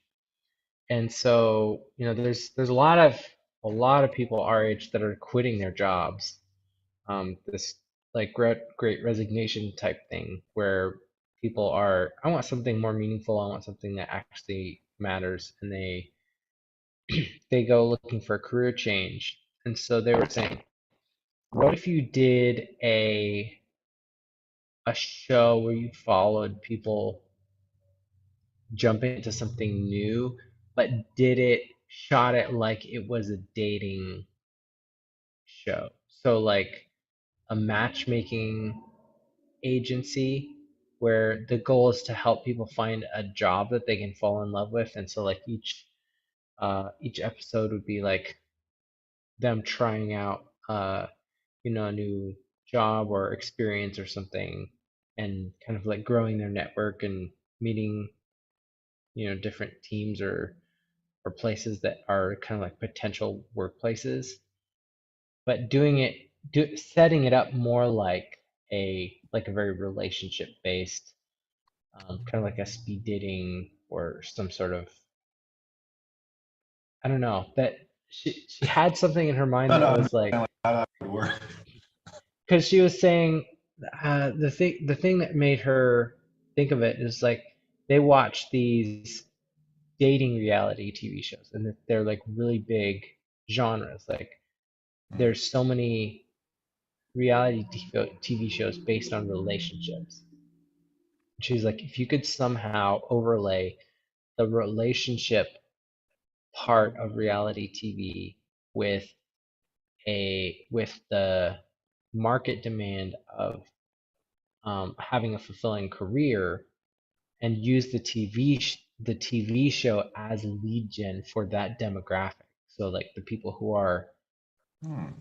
thinking about like career change, it's like you put what they want in front of them. It's like you get everybody watching that, and then all of a sudden you have a big audience of potential people for people who are hiring and looking to find people. It's like it becomes a big giant infomercial for the exact type of person you're looking for in. So kind of like Shark Tank, like that same concept of Yeah, it's a show, but at the same time it's real. right, exactly. So yeah, we're joking about doing a bit where it's like the the millennials or the job seekers are the sharks, and so then the employers come in and pitch their. There's like, so we have a really great work culture, and here's what you would be doing, and then they all just like slowly say no one by one. Like, well, you say you have a really great culture, but looking at your report, you're paying the bottom 14% of people in your industry, and for that reason, I'm out.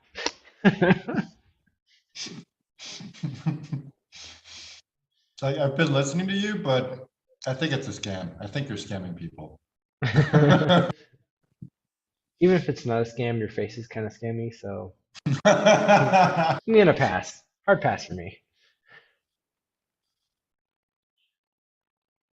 I mean, I would It's like watch it just for I I would like it. watch it just for the like this the snarky.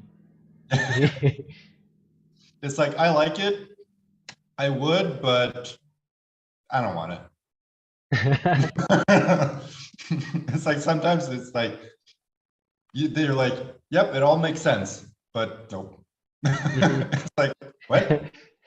Yeah, it's like Logically, everything that you just said makes sense, but I don't want to do any of that. Like I haven't really watched much of it. I've just seen clips here and there. And the other day I was watching like a video on YouTube. It's like, the 12 most successful whatever things that were refused on Shark Tank. Hmm. And it's like, yeah, okay. And it's like, oh man, the sharks must regret not jumping in. But it's like, yeah, but the thing is, most of them were only successful because they were on Shark Tank. Hmm. Otherwise, they would not have been successful because most of them, it's like, oh, someone saw them on the show, thought it was a good Hmm. idea, approached them, gave them the money, and now they're successful. It's like, yeah, but Yeah, they wouldn't have been successful without the show.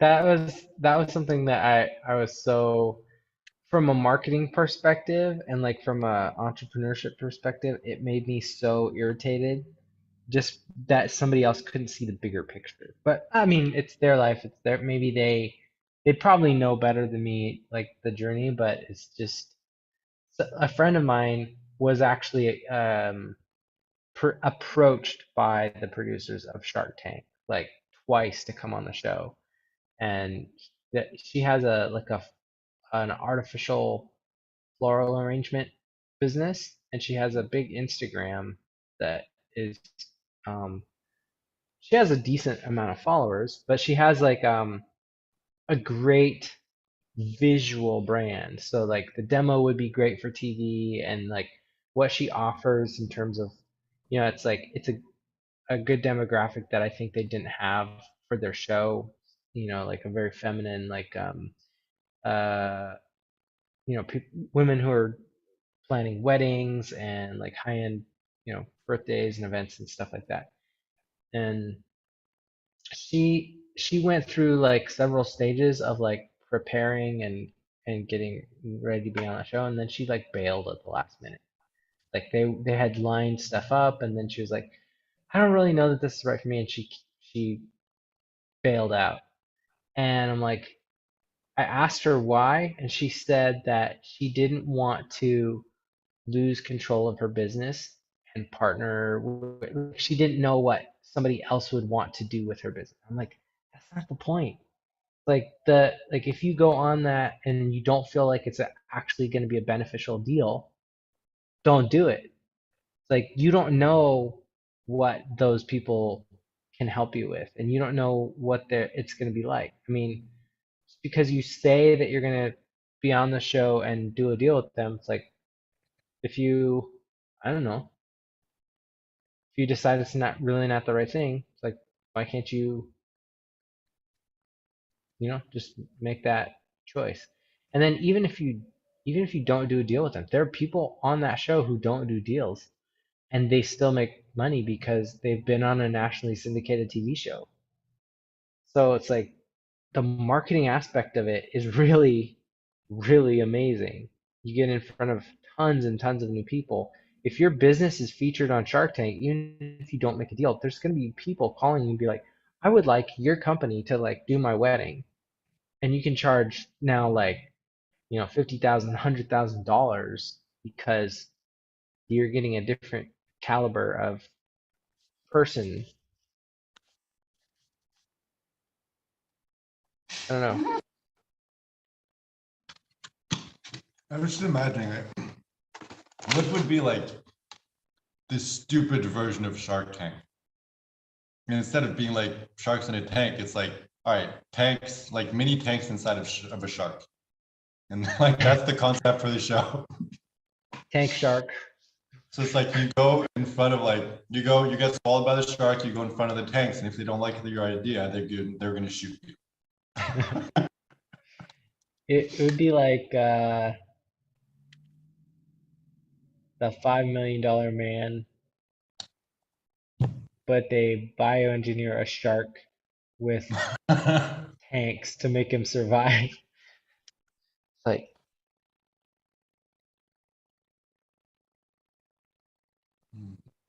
we thought the Imagine megalodon like was building a shark tank, like a tank that's normal tank, fully operational, but you design it to look like a shark. Like imagine you're just like on the battlefield and you see like a swarm of like tanks coming at you, and you're like, what the hell? Like, I don't know how What? effective that would be nowadays, because nowadays, like, war is fought over such like great distances, and Hmm. people aren't necessarily physically there. Hmm. But like dramatically speaking, that would be really intimidating. Uh-huh. I wonder if.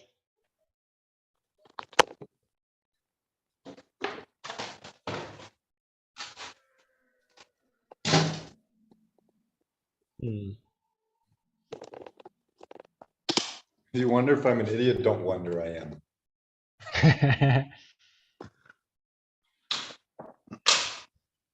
Aw.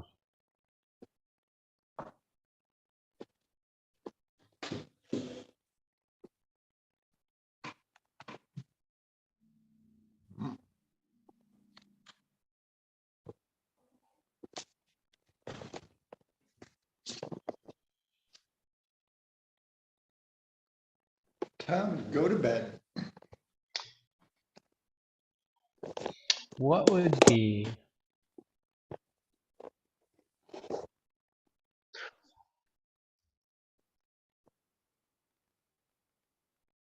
Okay, this is gonna sound really weird. I feel like I this is love one of it. I feel like this is one of those things that's like nobody would buy that. It's like on paper the pitch sounds absolutely ridiculous. But it's one of those things like you'd have to make it and have it become popular for people to be like, why does this exist? But I was just imagining like imagine like Hitchhiker's Guide to the Galaxy meets uh say Iron Man, or maybe a better um would be So like what you're Guardians of the saying is Guardians Galaxy. of the Galaxy?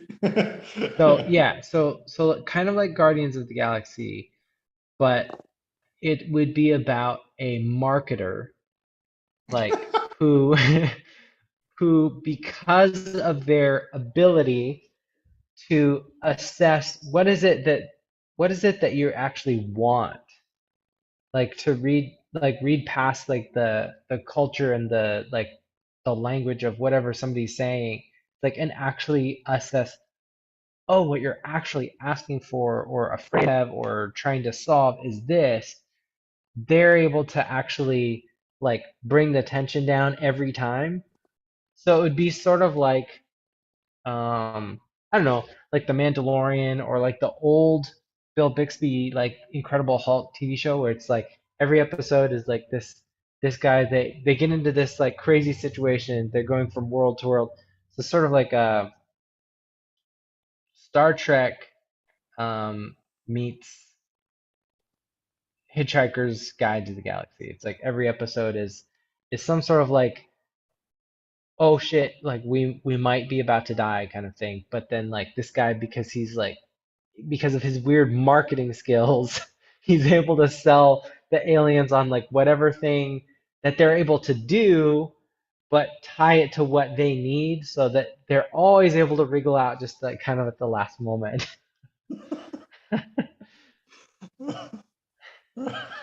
Like I feel like the pitch for that would be so stupid and weird. But like if you actually made it, it could be like with the right with the right actor, with the right team, it could be like just this very quirky, like charismatic. Like this is like nobody would want this, nobody would ask for this, but I'm so glad it exists, kind of thing. It's kind of that. I mean, it's very different, but it kind of reminds me the way you're describing it of, I forget the exact name, but something like Dirk Gently's Holistic Detective Agency or something like that.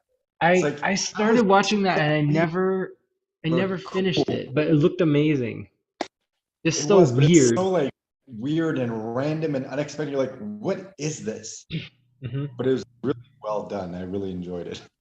Yeah, I should see if I can watch that. See, where is that? Was that on On Netflix. Showtime? Netflix? I think so. Might even been a Netflix original, I forget.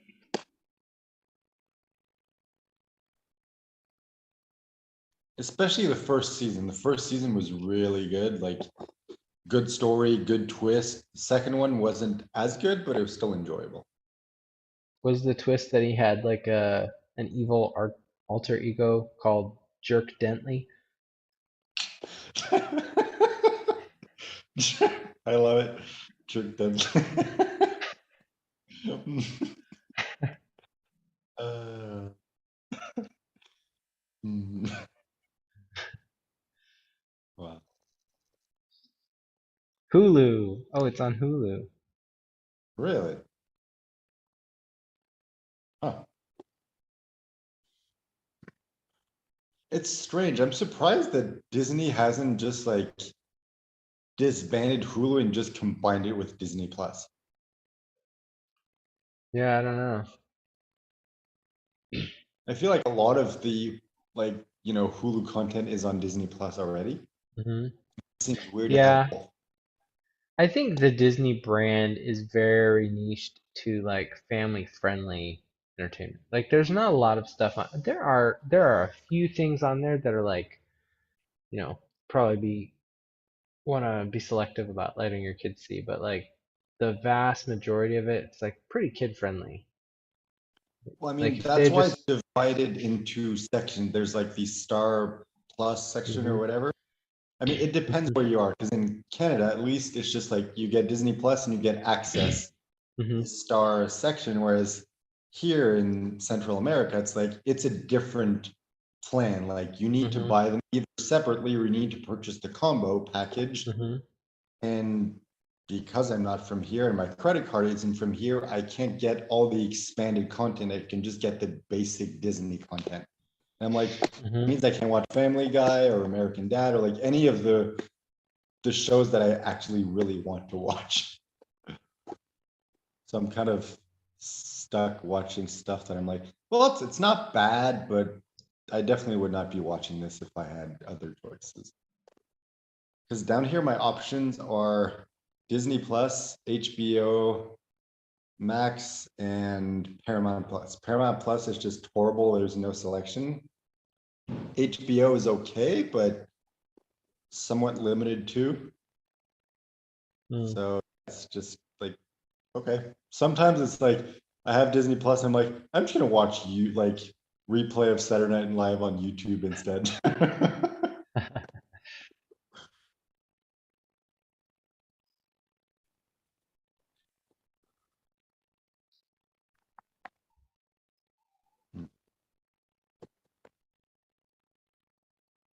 Ooh, let's go for an analogy for fun. I'm looking at the ceiling and there's, that big hole at the top. And then hmm there's like two rows of smaller holes. That's like, there's six of them that are just like mesh covering it. So it's like ventilation. And then there's four that are bigger and there's windows for light. So what is the analogy we can come up with for that? Can you show it to me? I can't, I'm just not sure how well you're going to see it with the light. Yeah, okay. So I see. So there's like that first bottom Uh-huh. row of four that's for light, and then that top row of six that's hmm just for vent, and then there's the, Yeah, the center one. section of uh-huh. It's just like I keep looking at this every time I lie down, and I'm like, hmm there's something to this, but I never really took the time to like sit down, well, lie down and hmm figure. Hmm. Ah, cool. That's a nice change of pace from spiders. Like it's literally gotten to the point where I've found so many big spiders that I'm like, I can't remember if it's six or seven. It's like I've lost count. Dang.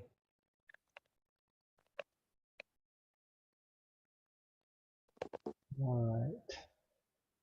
Like it's gotten to the point where it's like I'm like subconsciously I'm always paying attention. hmm So it's not like I'm stressed and I can never relax and enjoy hmm myself. It's every time I go to the bathroom, I just like do a scan. It's like, all right, every time I dry my hands, I look at the towel and make sure there's nothing there. It's like Mm. I found one in my, well, not in my shoes, but like between my shoes yesterday. So now I just like every time I put on my shoes, like I check inside to make sure. So it's like I'm very attentive now. Oh, wow.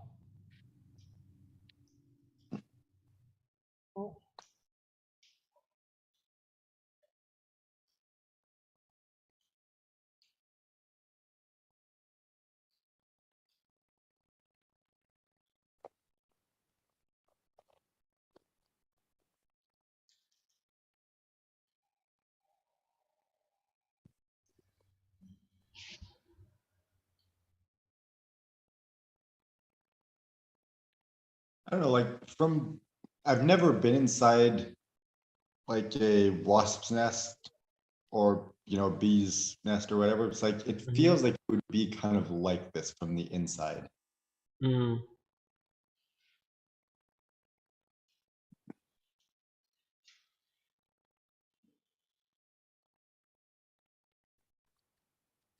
It's funny, as we like talk about random stuff, I keep like every once in a while I'm reminded of my books and I'm like, I've incorporated so many elements into my books that just like random conversations like talking about, bees makes me think of honeycomb, and that makes me think of the like one of my books where it's like there's aliens and the aliens kind of like grow in pods in a honeycomb formation, and I'm just like, it's I don't I it's like I forget how much of a big part of my life that was. Mm.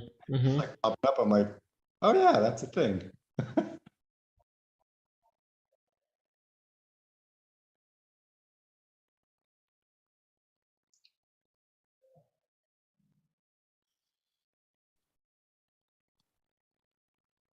I mean, I look at the X, it's like X definitely marks the spot. Mhm. Like maybe it's what we are talking about the other day. Maybe like this is where I'm meant to be when we launch this and like make money, or maybe it's something else. I don't know. But Maybe. I'm meant to be here. There's a reason why I'm here.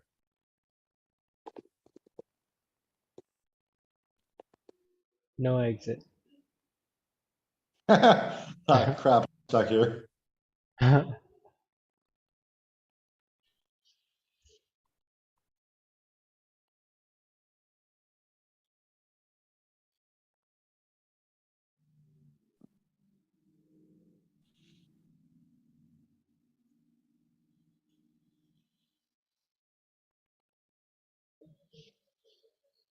Hmm. So what would a bisected window circle? Let's see. A circle X and 4 got 6.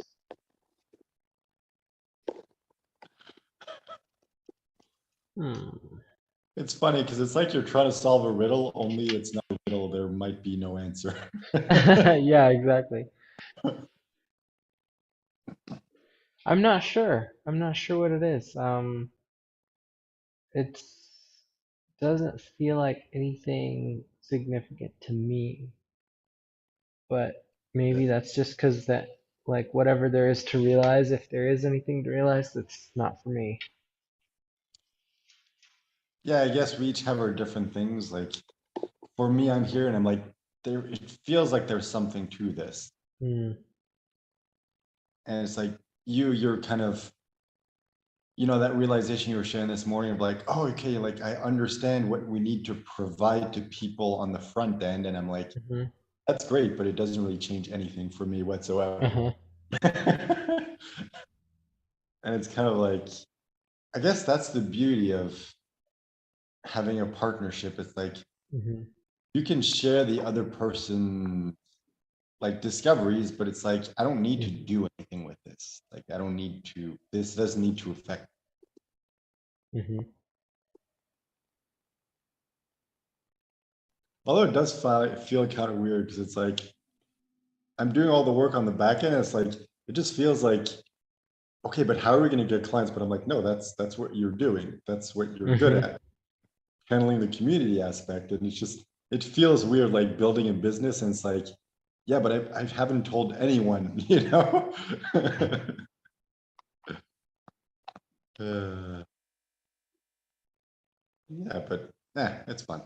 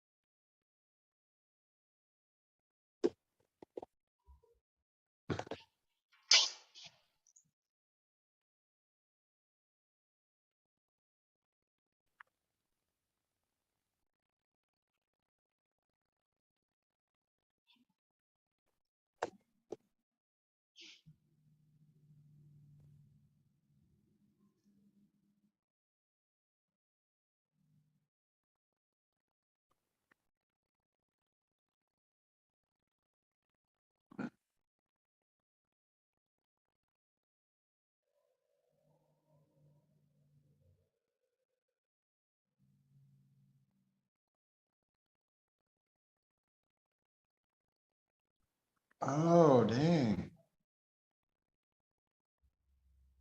I Hmm. think I'm staring at a reverse funnel. Because if you flip it, it becomes a funnel.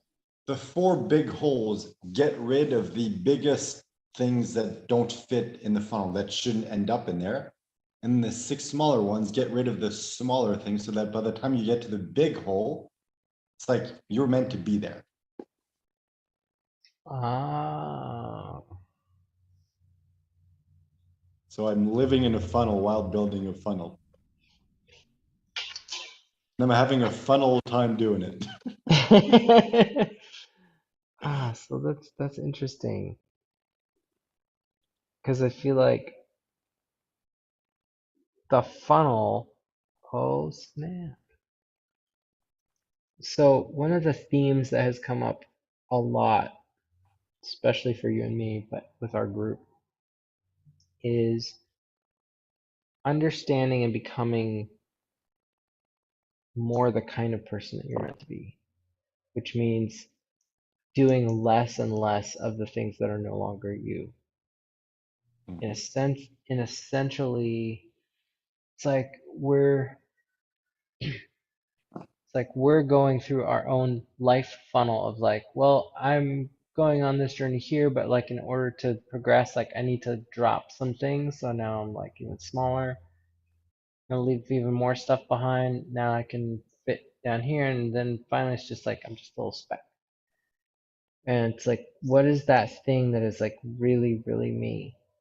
So what a funnel essentially is doing for your business is if in order to clone yourself or to replicate the aspect of you that your business puts out into the world, in order for people to go on that journey and to bring in people into your business to become the cells of that new body, it's like you're filtering out what are the things that are not you in a sense, or what are the people that are not as good a fit for this experience.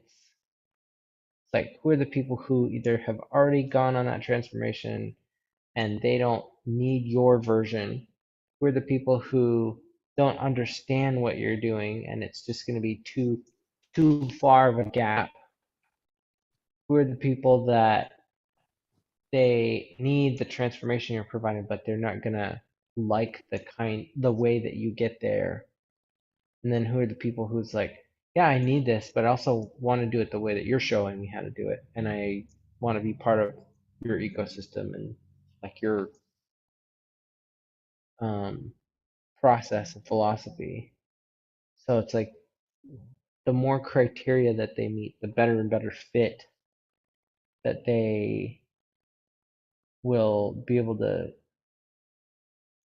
be a part of that system and benefit from it. as opposed to it being like, somebody gives you money and then they have a bad experience. It's like, well, how can you filter those people out? It's like, how can you find the people who, for this thing,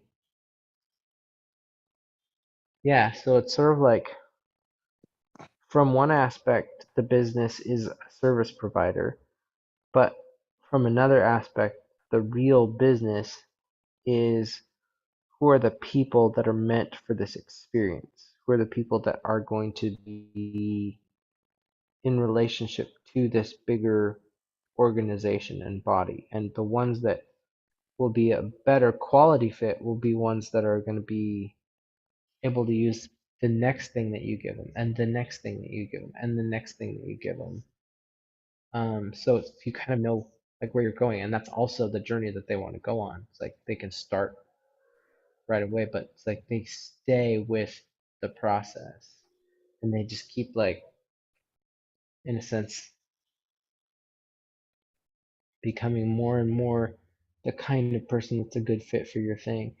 And I think that narrowing process actually happens in reverse in the sense that like you're adding to what they're able to do through what you're giving them. It's like they're able to build more of them, the version of themselves based on what you give them. So it's sort of like, well, you can't even see this on sort of like to filter them coming in. It's like they have to be a better and better and better fit the deeper they go into your program. And then at some point there's like a spot where it's like the right people, they only want to be, they've already decided like nothing else is going to be something I'm going to pay attention to. I'm just here. And so then who they are and what they become becomes almost entirely influenced by just what they're doing, what they're thinking, and how they're interpreting what you're teaching them. And they're not really getting information from outside of the system. Yeah, that actually makes sense. Like the graphics that you just did is like it very well represents because it's like it's not just a funnel, it's more like you just drew kind of like an hourglass. Like Mm-hmm. the funnel gets rid of everyone who's not a right fit so that by the end, only people who are right fit are entering. And then it's kind of like that pyramid base where it's like, well, start with a small thing and then get to a bigger thing and then a bigger thing. And it's like the deeper they go, the more it costs and the more hands-on that it is. Mm-hmm. So it's It's kind of like all two funnels stacked together, like one on top of the other. It's like the first one is meant to remove everyone who isn't a right fit. And then once people who are a right fit enter the funnel, it's about expanding it in creating the reverse process. it's almost like That looks something. familiar.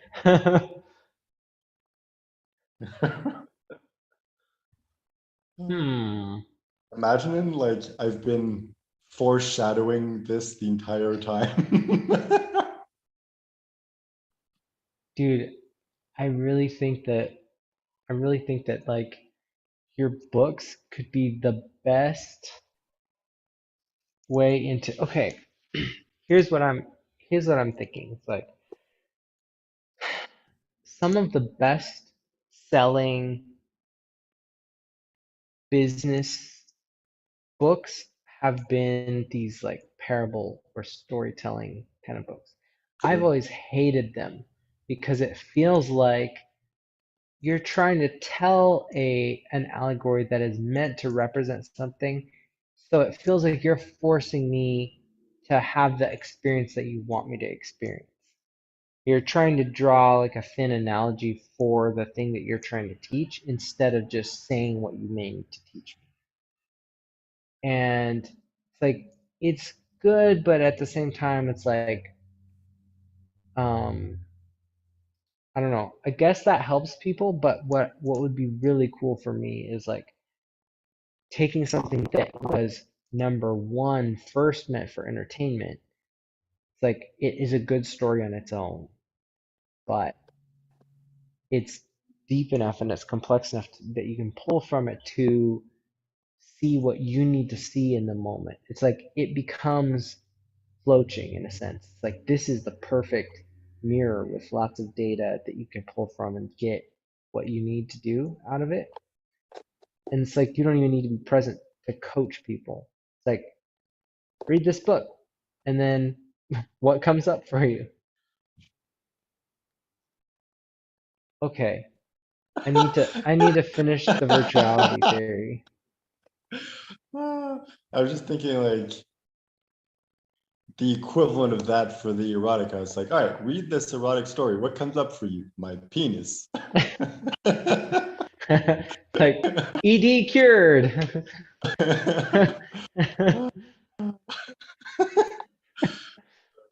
Oh man.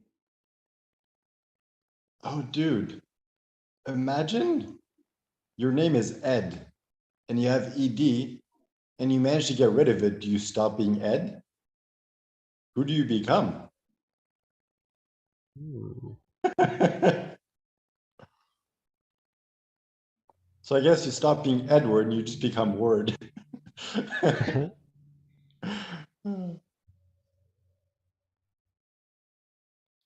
Yeah, that was just a dumb comment.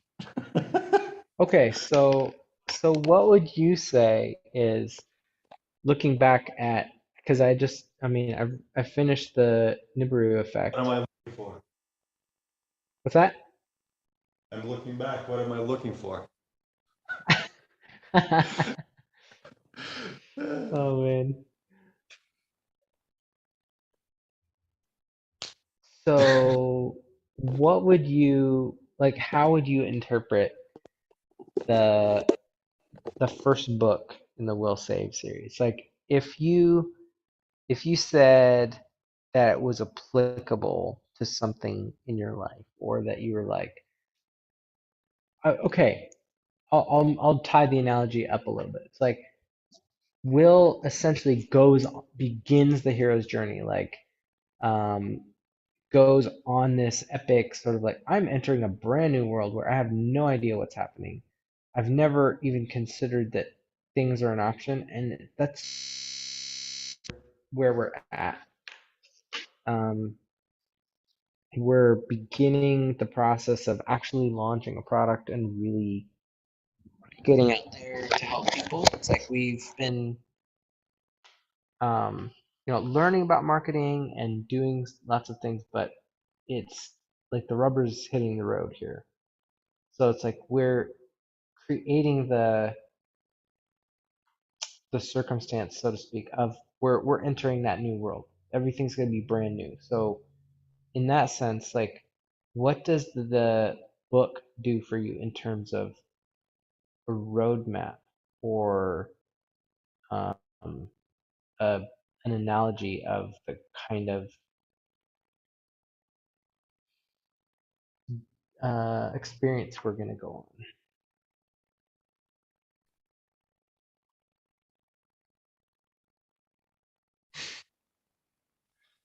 I don't know, because I'm just thinking back to the how the character was in the beginning. He's just a pussy.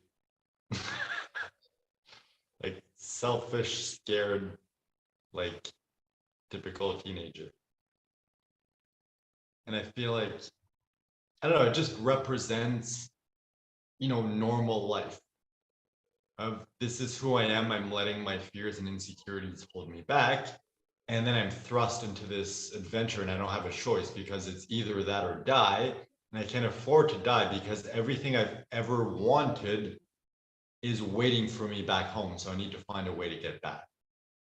So it's kind of like giving him that external motivation that most people lack, which I think is why I've often envied people who have insane upbringings and horrible things or very traumatic events because they're forced. There's that outside force putting them in that situation. It's like do or die.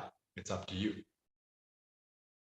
And it's like that's why I've always struggled because it's like I don't have that external motivation. I need to create it from inside myself. So, what was the question again? Yeah, I was wondering like what is the story of that book,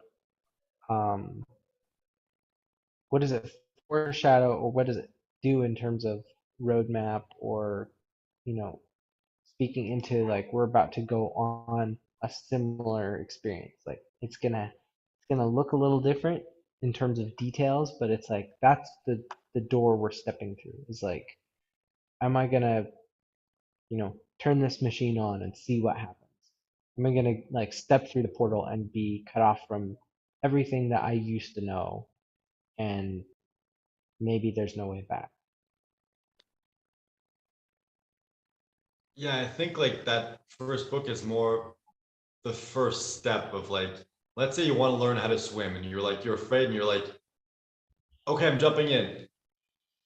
And it's like, ah, crap, you regret it the second that you like, tilt forward and you're like, I should not have done this, but it's too late. I'm going in. It's like you fall in, you feel like you're drowning and you're like just struggling to stay afloat. And then like, I don't remember where that exact point is, but there's a point like in the first few books, I forget which one, but it's like where you kind of start to sense like he's getting used to this, even though it's not really his choice. He's still kind of like struggling to survive, but it's like he's no longer completely helpless like he was before. And I think like it's the same journey that it's basically the hero's journey, which is, what everyone wants to go through or needs to go through in order to have an interesting, fulfilling life. So it's really like that starting point of like, yeah, you think you've been living your life, but you haven't. You've been in the prologue this entire time. You've been in the video games loading screen. Dang.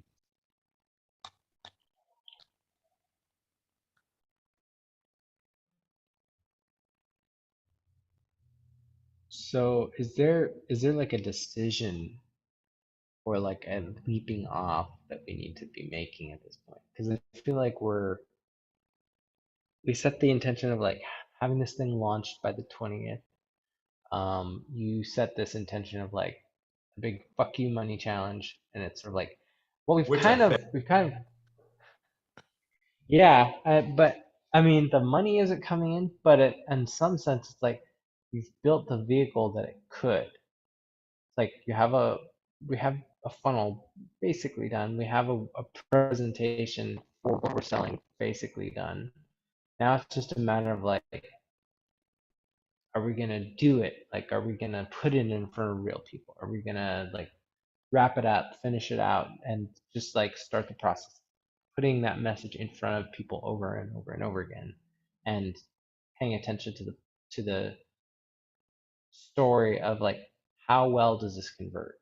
What can we do to make it more clear for people? What can we do to make it more helpful and valuable to people?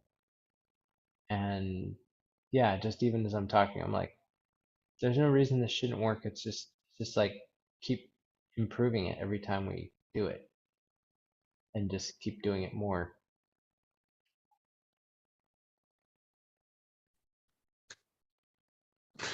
It's funny. What's coming up for me is we've proven again and again with Floaching that you need to take action, and it's the same in storytelling.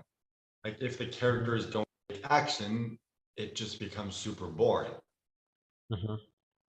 And I think like we're at the point where if we both like, if we take, let's say, 10 minutes to literally just make a list of, okay, this is everything I need to do. This is everything you need to do. And we're like, all right, today that's our goal. Let's do these two things that's on our respective lists.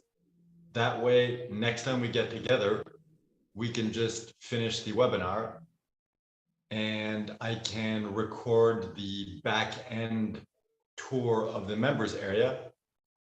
And then it's just a question of, all right, go through the funnel a few times just to test that everything's working, everything's set up properly, and practice the webinar a couple times to make sure like we know well enough that we can go through it smoothly.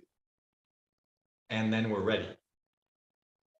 And it's like we're trying to perfect everything when it's like we're at the point where we're like 99% there, and that last 1% we're like, no, that last 1% need to be perfect. It's like we need to do it. That's all we need to do. Mhm. So should we do this right now? Should we just come up with a list of, all right, this is what we both need to do respectively? And then we come together once we both have that, combine it, and that's it. I feel like I'm almost there. I feel like I haven't quite gotten to that place yet. Something that came up as you were talking, um, this is a principle that I haven't quite been able to put my finger on yet. So you said I was laughing because it was like, oh my, headphones stopped working.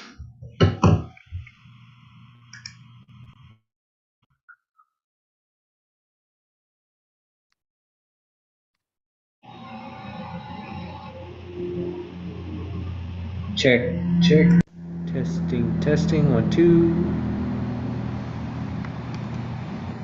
Test, check. Can you hear me now?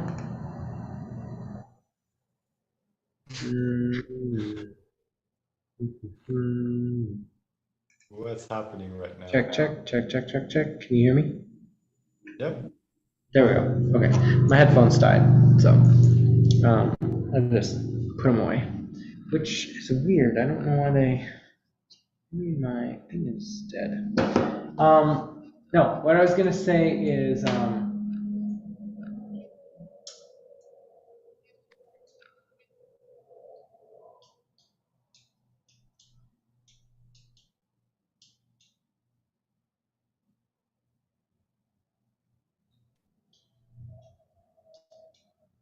something came up for me when you were saying like the getting stuff set up on the back end, and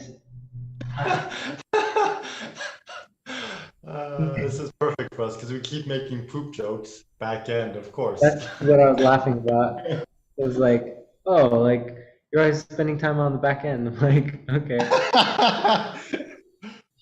But what came up for me like was I had this flash of like people who build in like secret like entry doors like behind a bookcase or these like hidden passageway things into their workshop or their house or something, and it's just there's something really enticing about that. Like those kinds of videos often will get thousands, like hundreds of thousands or millions of views. And there's something in our like brains that just are drawn to like, oh, I found like a secret like entryway to another world, some sort of portal to another thing. And I'm wondering, it's like, how can we give people the feeling that when they discover our business, when they get what we're about, it's like it feels like this. It feels like somebody seeing a secret door open up. And maybe that's what our like secret door offer is like tries to do, is like create that emotional component where the same like I want a house with like a secret door, like kind of like that feeling. It's like, how can you open that loop for somebody where they want the thing that you have in your, like what your business does becomes the doorway to the thing that's on the other side for them, and they want what's on the other side. They also want to have the like, I want that door that I'm able to step through whenever I want. And the way that you get access to that is like, you pay me in my business. So it's like, how do we build this? Or do we just say like, that's what we want it to be, and then it'll just happen?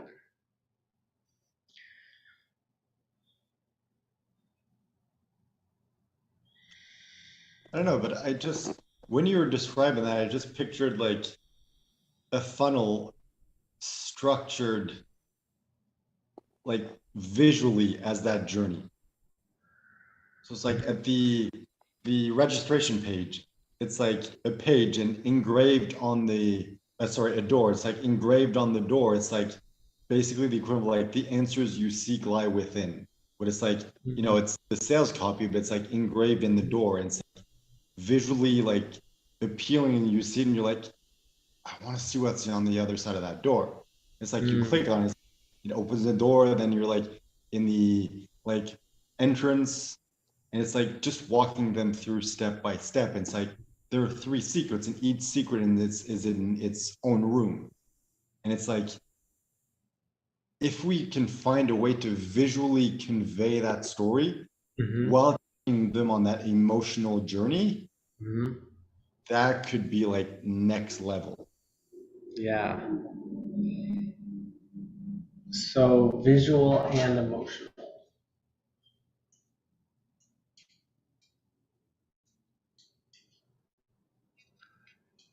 Like I find like a good example of this is the what's his name? Garrett J. White. Like his funnel, I forget it the exact name, but you know, the whole like, you know, man up and the like the whole challenge is like there's a like a special kit they send him with like a book and everything, and it's like it takes him on this journey and you got to commit, and it's a challenge and there's a community. It's like there's that like everything feels visually very, I don't know, cohesive. It's like, okay, I'm entering a new world. It's like I'm going on a journey, on a quest, and everything ties back into that. And it's like, even though I have no interest and no need for what he teaches, I look at the funnel and I'm like, I want in just because it's so captivating. Yeah. And it's like, there's a reason why he's won the like Two Comma Club X award. It's like, he's one of the best people out there. Like he's really good at like conveying a message, and like his presence is really powerful. Who is it? Garrett J. White, I think his name is. Let me check.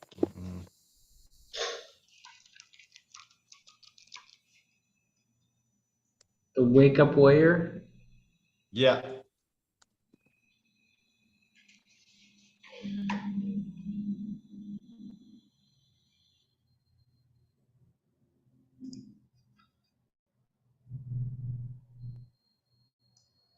Everything's very congruent. That is the thing. Making your family your priority is the essence of being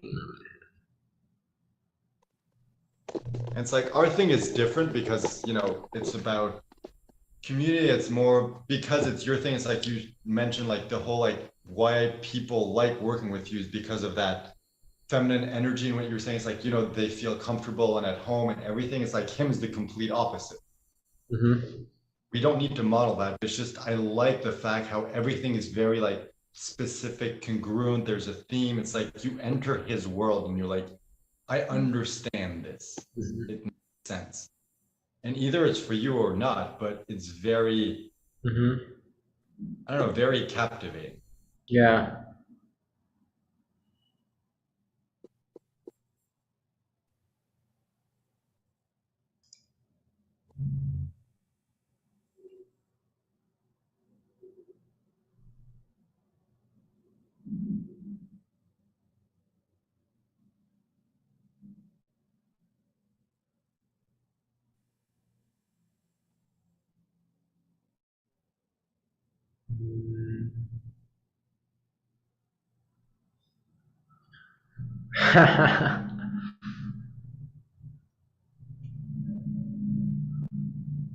Take the Be a Man challenge.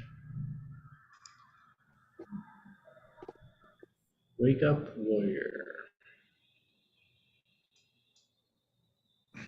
Unlocking more business profits, passion in marriage, and purpose in life by leveraging the undeniably effective Warrior's Way system.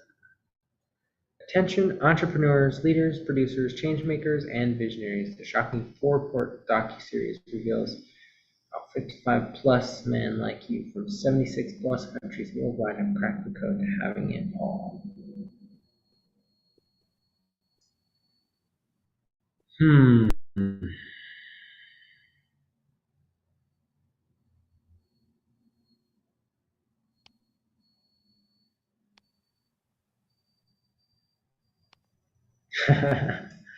Dang.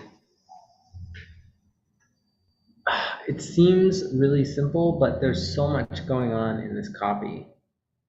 Yep. And it like this is like, I mean, this is more than just like a door being cracked open. This is like like a 500-pound gorilla coming and punching you in the face with this offer. It's like, let me make sure you absolutely understand what you're getting into here.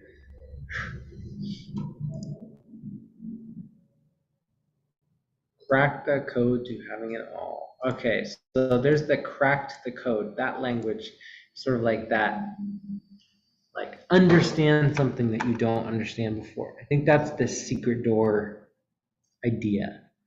It's like in copy, it looks a little different. And in practice of like taking action, the hell yes, send it to me. You're looking for people who are only 100% in. Start watching immediately. It's 100% free. Get instant free access to the complete docu-series now.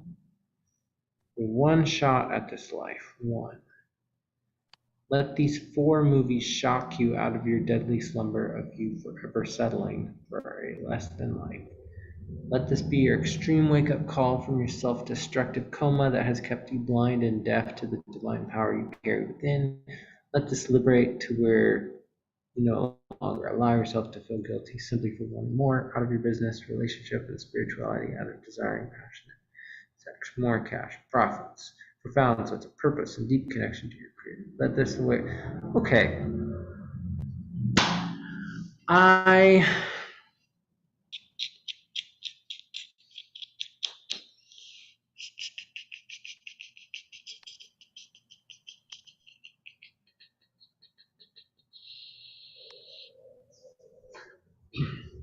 So I think I'm gonna create a resource right away. I'm gonna start looking at funnels from, I'm gonna start with the 10x Comma Club award winners and all the people in those, and just look at their funnels. What are they doing, and what is the copy that you see when they first start talking to their prospects? And what are the loops that they're trying to open with people, and then what is their actual program? How do they go from getting your attention to here is how I deliver on the promise of what you want and get you to buy in? I think that'd be really interesting. I feel like that by itself would be valuable if I did some sort of workshop like that. Ooh, dang. That's how I can do it. Okay, so I had a thought. I should make, if I can get a VA to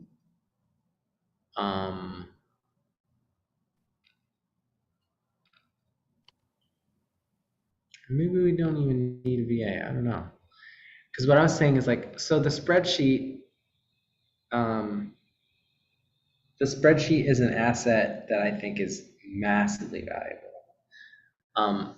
But if we basically just like, if I just Googled each of those people, found a funnel like this one, and then start breaking down all the things that I see happening on them, it's like, oh, this is why, this is who it's trying to talk to. This is what they're doing with the copy and with the way that it's laid out. I mean, it's very modelable. Like I think every single page that's making a lot of money follows the same format. It's like, who are you talking to is the very first thing that you see. What is it that you're going to get? Why would you want to be in? And then tell me how to take action so I get the thing.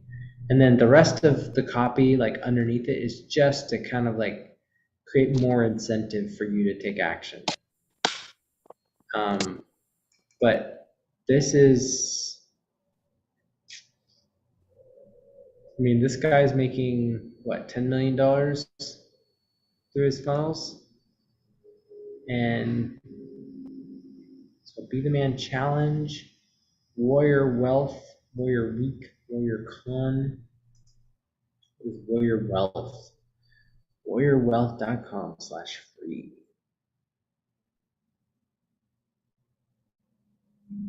What's your first name? What's your email? Warrior Wealth, Hidden Secrets of the Vault. How to create a cash heavy company that doesn't rely on your hustle.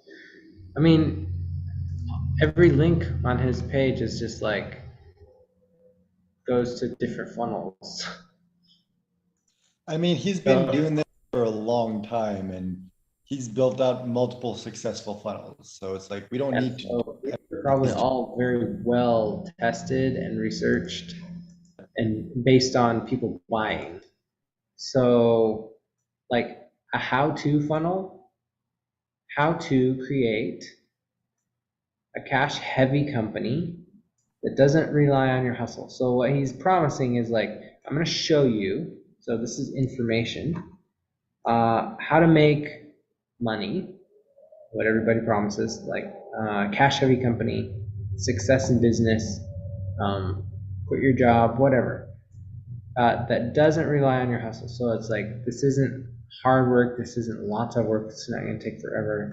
This is easy, it's simple. It's like, let me allay your fears of being overwhelmed. So watch this free training series to discover this secret. So this is a secret basically. And then 5 powerful cash flow strategies and mindsets you can insert into your business today to unlock and predictably pull in more profits every month. So this is saying you'll get results today. And you'll make more. So it's just, all it's doing is like, so the things we're going to talk about today, there's at least 6 ideas that if you implement these ideas in what you're doing right away, you can make more money. You can make more money predictably. And like, there's nothing manipulative or untruthful about that. I mean, it's taking the information, which is like, I'm going to show you some ideas. If you take these ideas and do something with them, you'll create different results because you're not doing them right now. It's like, that's true. But the way that they say this sounds so much sexier than like, hey, do you want to see my, 16-part framework on all the reasons that people aren't converting in your funnel, and seeing like, it's like, nobody cares about the mechanism. We care about the feeling of the results. It's funny, as you've been talking and studying, and I'm just like, we're idiots. Like, we're studying, you're like, oh, I should do this, create this resource and do this research. And it's like, we already have a funnel 99% built. Even if it's not perfect, it's way better than a lot of very successful funnels out there. So it's like, let's just finish it. Then we can go back and study others and perfect and tweak and test and everything. But it's like, we're at the point, like, for all we know, we have $1 million funnel. We're just not making any money because we're trying to make it perfect. And it's like, let's just finish it, put it out there, and see what happens. So what do we need to finish it? Hold on, let me sit down at the desk. So I need to go through the webinar or the PowerPoint and just kind of fill out the copy. So then we have a rough draft, and then once we have everything else, we plug in the stories, we can go back in and tweak everything. So I need to do that. So hold up, let me open a document and make a list of what I need to do and what you need to do. That way we'll be. So, all right.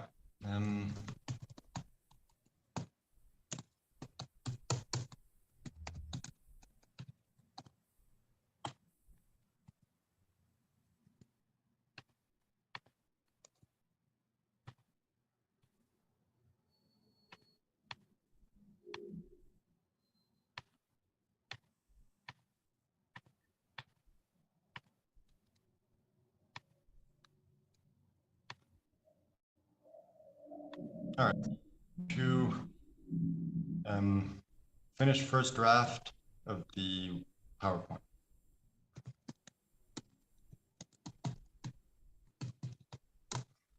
I need to finish the funnel, which includes the tour of members area and the front end of the funnel. So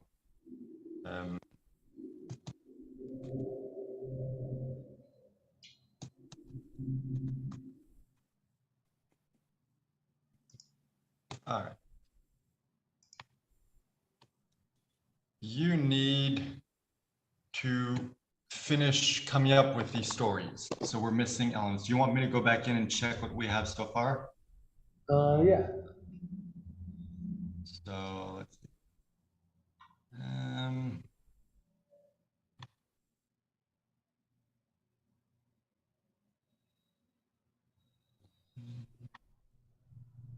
All right, so first one is,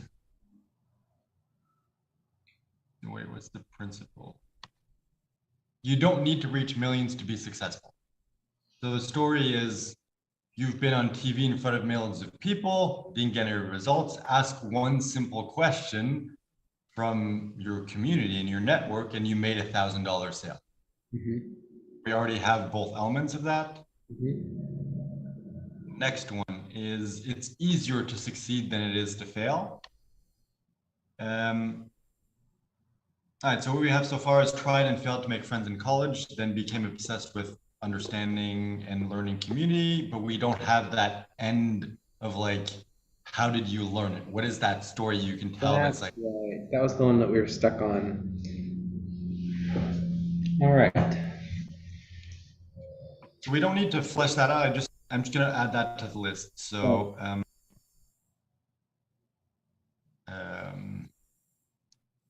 the after part of wait, which one was it?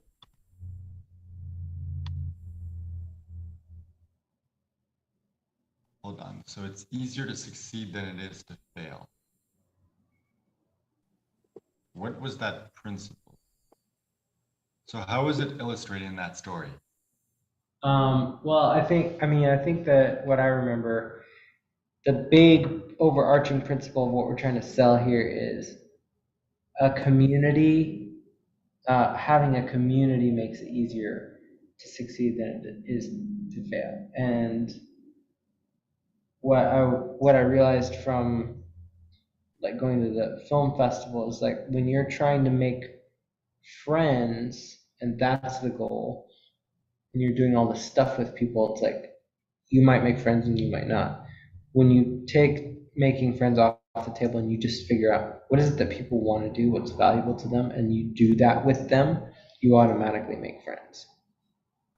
And so it's like that's one aspect of that story that demonstrates the principle. But the bigger thing is like if you're trying to get something done, it's so much more effective and efficient and enjoyable if you do it with other people.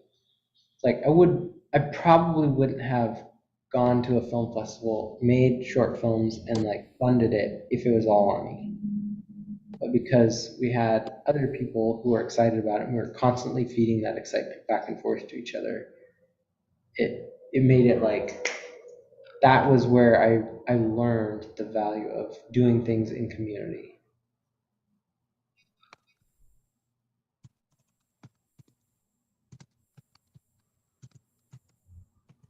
So basically what we're trying to sell with this principle is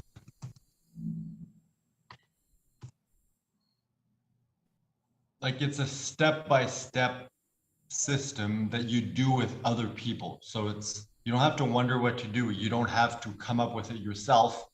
And you have the community and us to encourage you and motivate you along. Yeah. I need to finish that story. Let me see.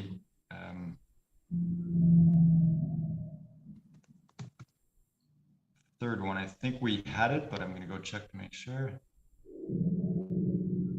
The last one is how to get other people to build your group for you. Yeah, okay. And then it's the story of, when you went to Hollywood and tried so hard and did everything and failed, and then you watched Roy build his study room. It's like he's not doing anything and the community is building itself. Mm-hmm. Yeah, okay. So that one we already have it. So all we're missing is the second half of that second story. Mm-hmm. And we also need to figure out how to tell that origin story. I think that's the one, like at the very beginning, the one where we kind of like share a story of like, hey, we discovered like, business best friends, and it's like kind of the three principles, and like that's how we create our business. So pretty much like that Mm-hmm. realization of we're just normal people. We don't need to try to be special, to try to be original, to invent the wheel, to work hard. It's like we're just lazy people who like to have fun. And we found a way to use that to our advantage to be super successful. Well, not successful yet, but super productive compared to what we were before. So it's just selling the lifestyle, if you will. Yeah. So how do we tell that story in a cohesive way?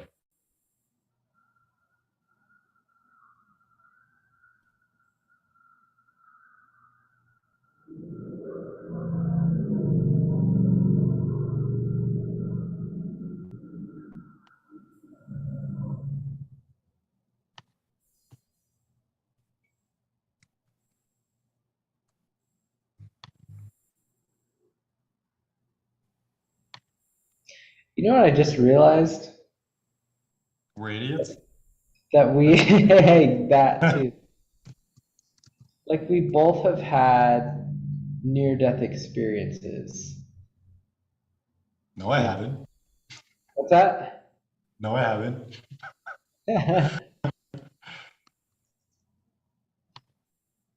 But I'm like,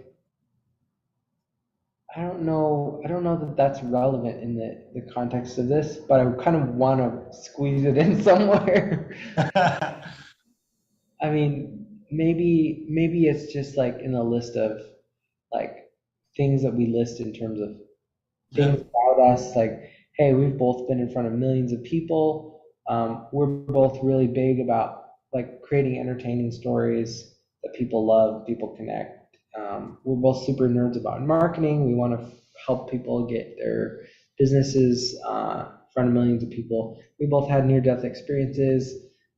We're both like talking about our butts. I mean, whatever. But business, yeah, the business best friends, like our origin story as it relates to this presentation and what we have built for people. Like we still haven't quite cracked that. It's like, I mean, we have the story of us realizing that being normal is just as powerful or actually more important than being special.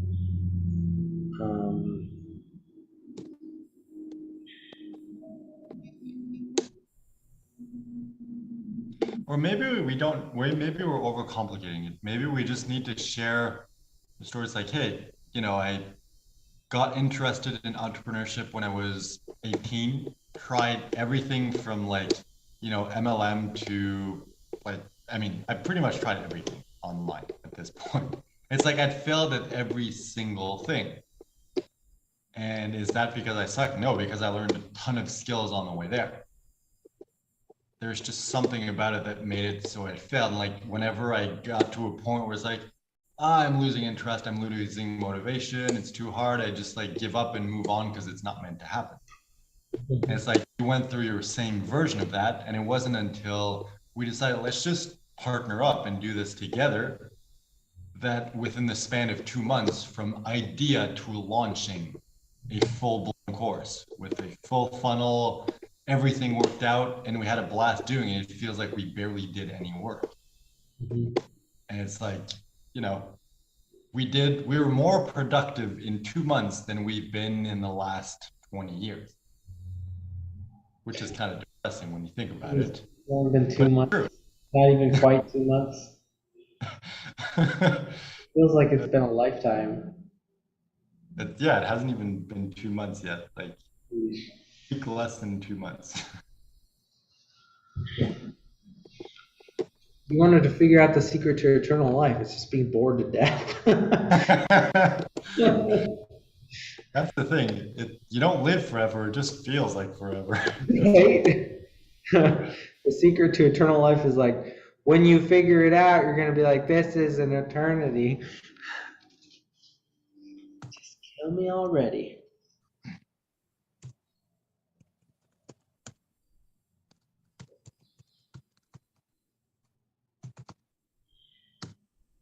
Sorry, I'm just listing out the things that we need to do. So far for me, I need to finish the first draft of the PowerPoint, finish the funnel. In order to do that, I need to do the tour of the members area on the back end, but I need to wait for you to do some stuff before that. I need to finish the front end of the funnel. Once again, I need to wait till you give me some stuff for that. I think that's pretty much it for now. There's probably other like small stuff that I haven't considered, but that's the major stuff. So for you, it's figure out the end of the story for it's easier to succeed than it is to fail. Create a recurring Zoom event for the webinar, connect it to Google Calendar and send me the link so I can use that and plug it into the registration page. That way, when people click on the button, it sends them there. They can actually register for the webinar. And when you set that up, like make sure you set it up so it like, sends them reminders by email. And like, it's been a long time since I set up an event on Google Calendars, but I'm pretty sure it's relatively simple. So anyway, you need to do that. And once you have the link, just send it to me and I'll plug that into the front end of the funnel. And then you also need to create the engagement firestorm. So the done for you posts. And probably once you're done, just a quick video of like, hey, this is how it works. Like this is the strategy or whatever explanation comes with it.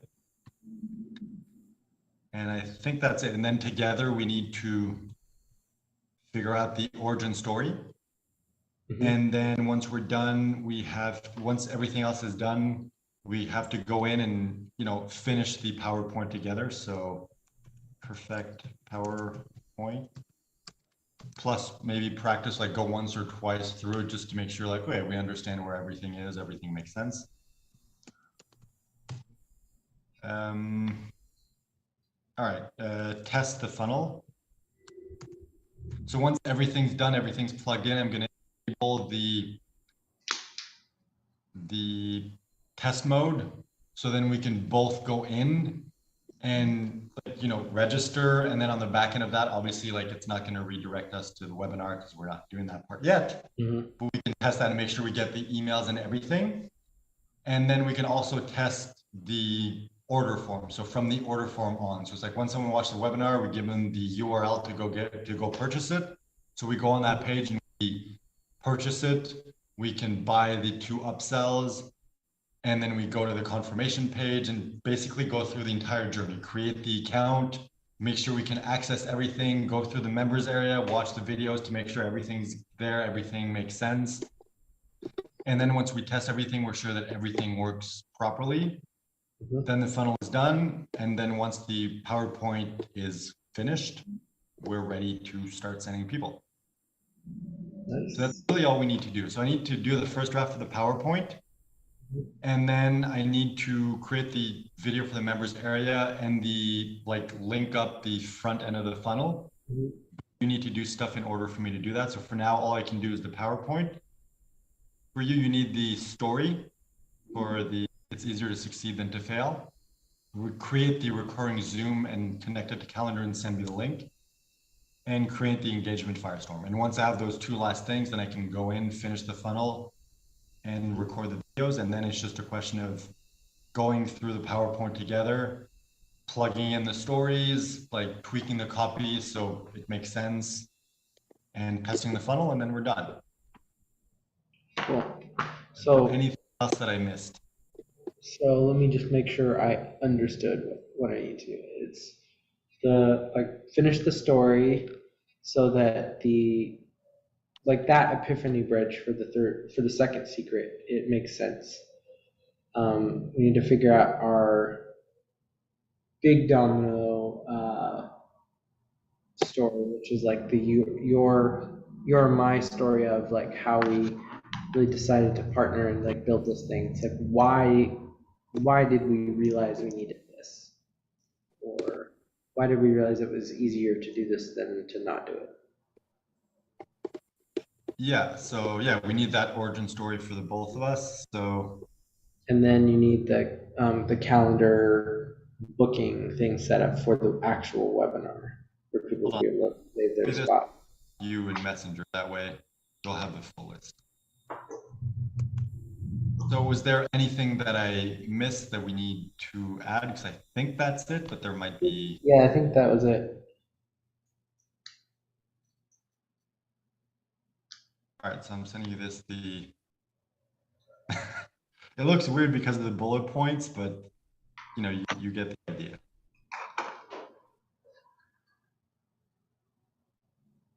Oh, perfect. Because yeah, once I have the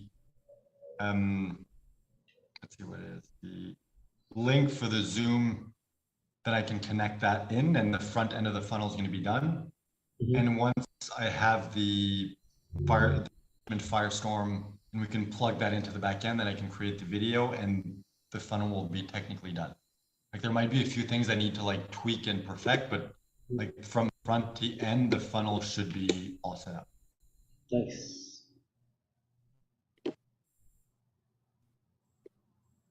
So yeah, it's like we look at that, it's like feels like a lot, but it's really almost nothing left we need to do. This is the kind of thing of like, hey, if we had to give the webinar tomorrow and launch this tomorrow, we could. It wouldn't be perfect, but we could do it if we really had to. Yeah, I feel like, okay.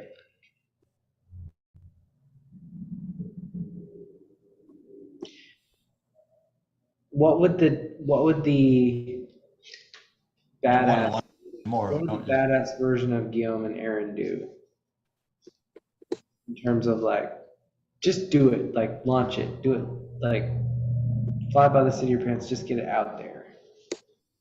Well, what can you do today? If we go back to the list, like 100%, we need the recurring Zoom event set up with the Google Calendar link so I can plug that in. Without that, we have no funnel. Mm-hmm. On the back end, the engagement Firestorm, like it would be best if we have it, but it's not 100% necessary. I can always do the intro video without it and being like, hey, we're still working this out.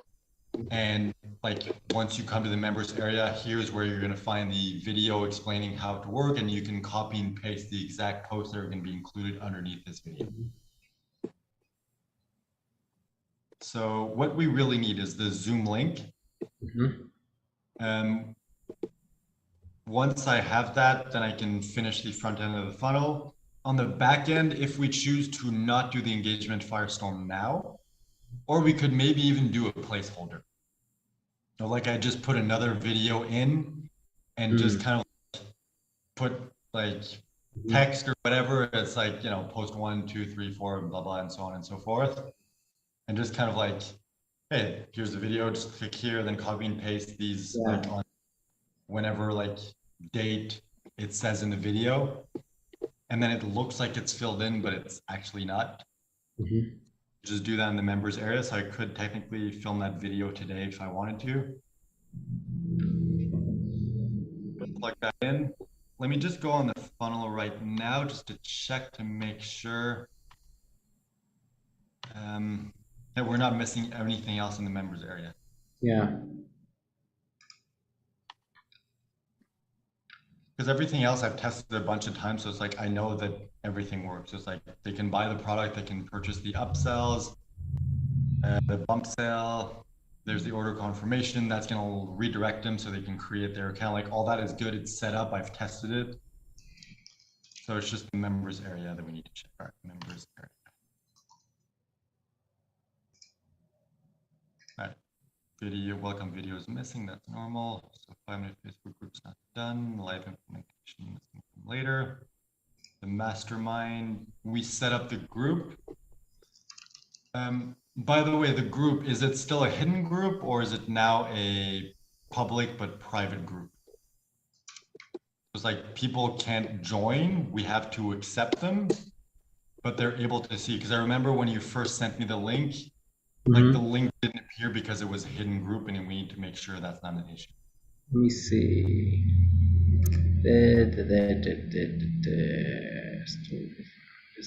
The Business Best Friends Mastermind. Yeah. You should be able to see it now. Here, I'll send it to you in Messenger. The thing is, I already joined, so I'm going to be able to see it. We just need to make sure that it's not a hidden group, that it's only a private group. So all that means is like people can find it in YouTube and Facebook. It's just they can't join unless we accept them. Yep. You can see it. Okay. I open up in the incognito tab. So yeah, that's good.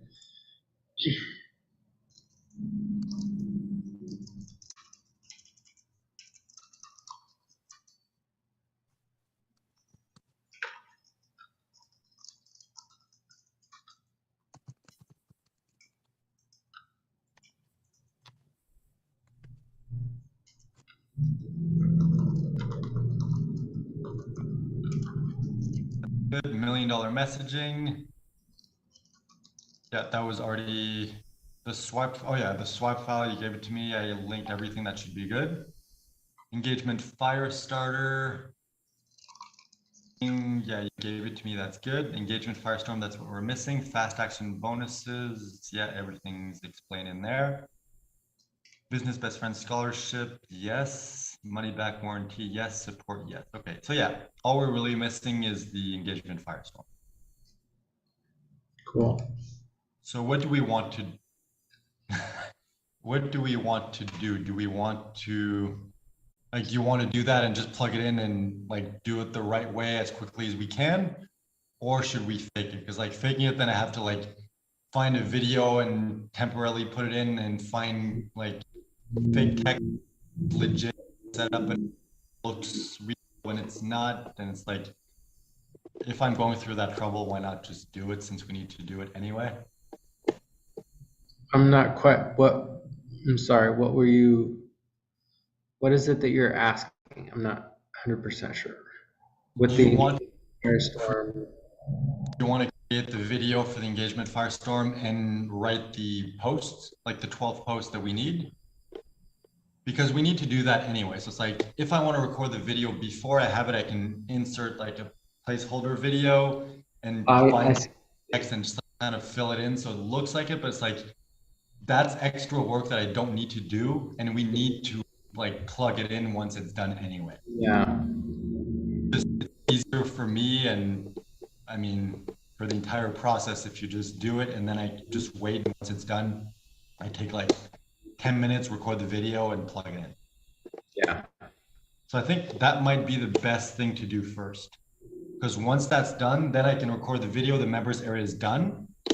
And then once I have the link for the Google Calendar event, I plug that in on the front end, and then I can just test everything. And once everything's tested, everything's great, I'll enable test mode, and you can go in and then test everything on your end to double check that everything's good.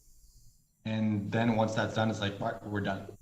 So I think that's the most important thing. And then while we're doing that on the back end, we can work on the webinar. So it's like if you do engagement Firestorm first, then the Google event or Google Calendar event.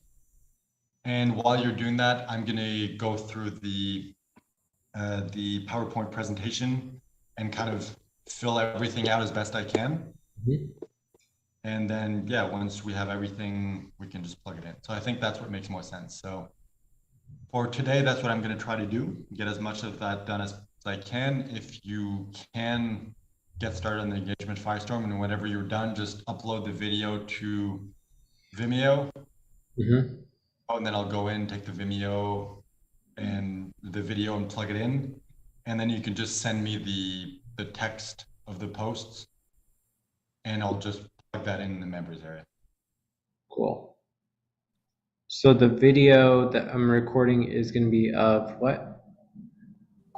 Oh, I think the best. Oh, so you already created the calendar event? That was fast. So that's the link I can put. It's not going to change. It's always going to stay the same.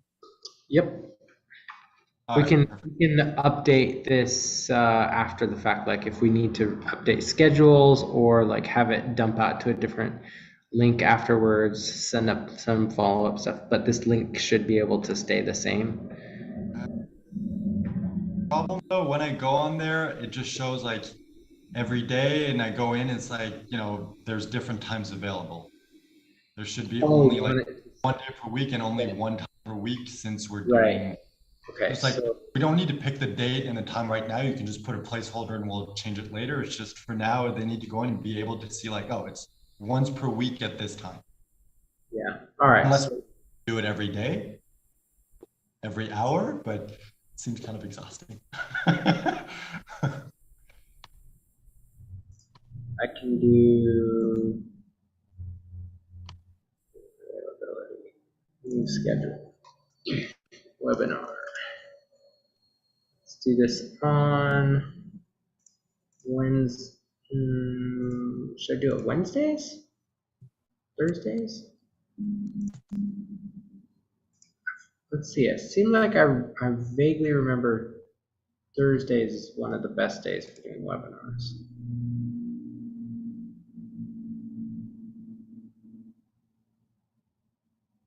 Well, I think that's how Russell does it. He's like, Monday, Tuesday, Wednesday, you promote it. On Thursday is the webinar. On Friday is the replay.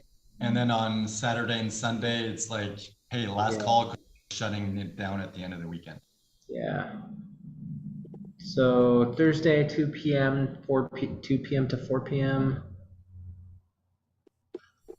That's the only time. Does that work? What time, sorry? Wednesday from 2 p.m. to 4 p.m. That's like noon Pacific time and like 3 p.m. on Eastern time. Let me check. That should be fine.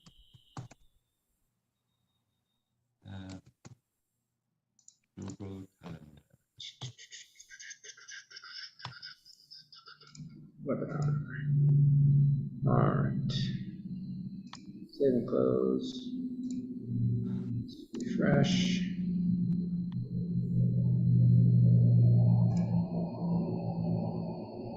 Oh, that's still only. Let's fix that. Yeah, that should work. Plus, like you said, we can easily change the date and time for that.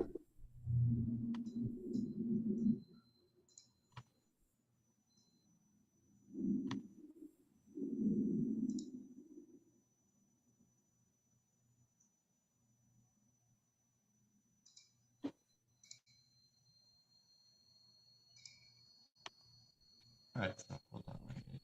So it's going to be the same link. I can insert that right now. Yeah.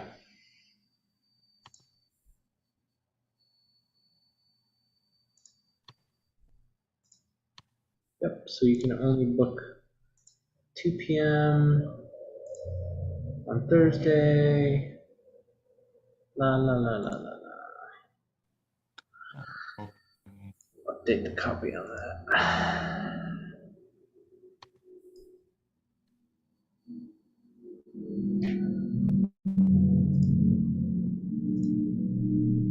Very cool.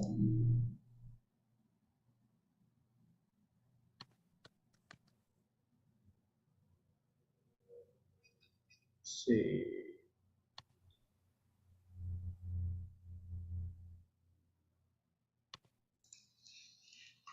Man, why is the link so long? It's insane.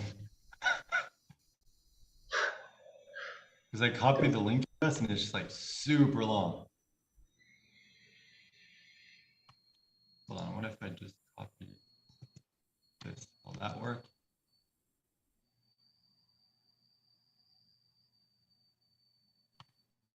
What if I-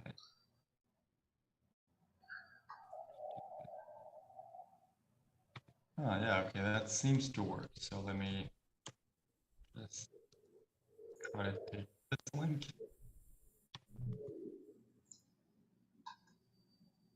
Yeah, okay, that seems to work. So I'll plug that in.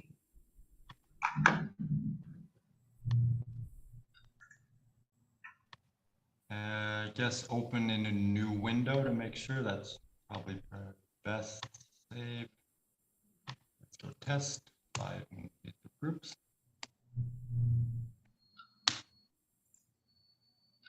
I updated the color of the favicon. I'm like, oh, that looks nice.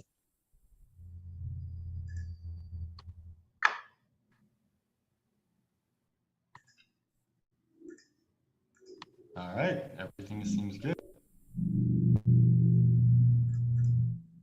The only thing that I'm going to have to try to figure out is because there's a timer, it's like live webinar starts in. It's like I need an exact date, so that probably means that every week I'm gonna have to manually update it. Because for some reason you can't have like, every, Wednesday at 2 p.m. That repeat, like there doesn't seem to be that option, so that's kind of annoying. So I'm gonna need to make sure to update that every time, because if it's like live webinar starts in 0 hours, 0 minutes, and 0 seconds, is it running? Let's see. Would you rather have an embed code for the calendar event or just that URL? Send me the embed go too. I'm gonna see, maybe I can embed it directly in the pop-up. That way it's gonna look more professional. But yeah, there's a pop-up widget that I can send you an embed code for. I think just a normal embed, that way I can embed it directly into the pop-up within ClickFunnels. That way they click on the button, pop-up shows up. And if they can directly book in there, that would be perfect. And if not, it's just like redirect to the calendar and that's it.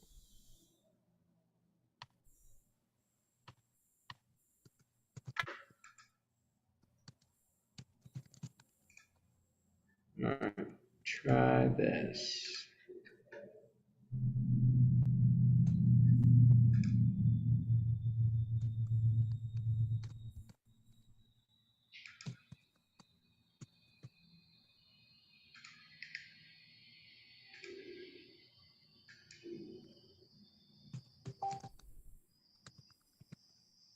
Oh, I don't know if that was the best way to.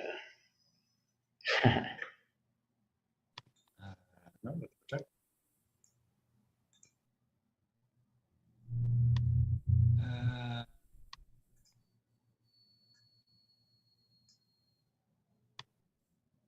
Let's give this a try. So pop up. That sucks because I put everything perfectly. So it's like, once we're going to go ahead and create like an actual webinar and use a webinar software, I'm gonna have to recreate everything. I can just save the pop-up because that would be cool, because then I can just save it for later. No, so hold on, let me just add a new section and add a new element. So wait, what do you call this? Script, what's the name for inserting the script? CSS, there we go, that's the name. I'll be back.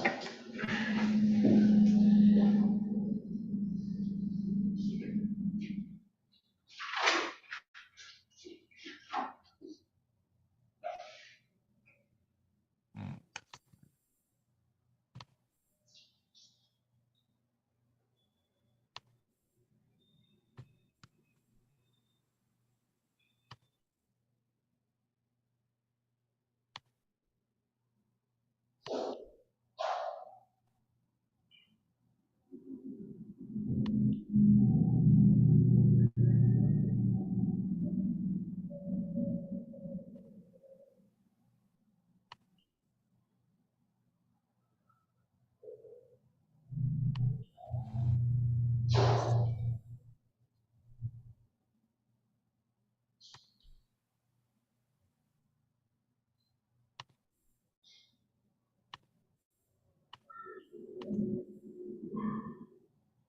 Preview.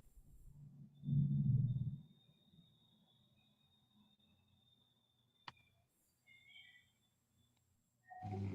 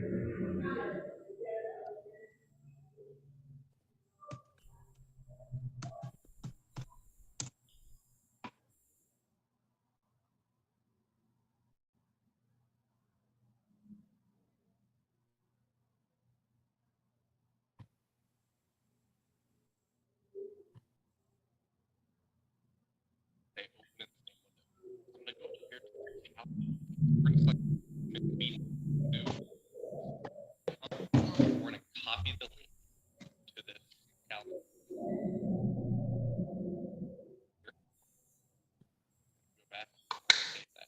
So now on the live page, what actually happens is that you can play it on my squeeze page, make that skip now, and the schedule on my calendar based on like never had set. So super powerful right there. So the problem is that we're not actually show you a little script that you can do in calendar. It has to do with this copy link feature right here at the very bottom.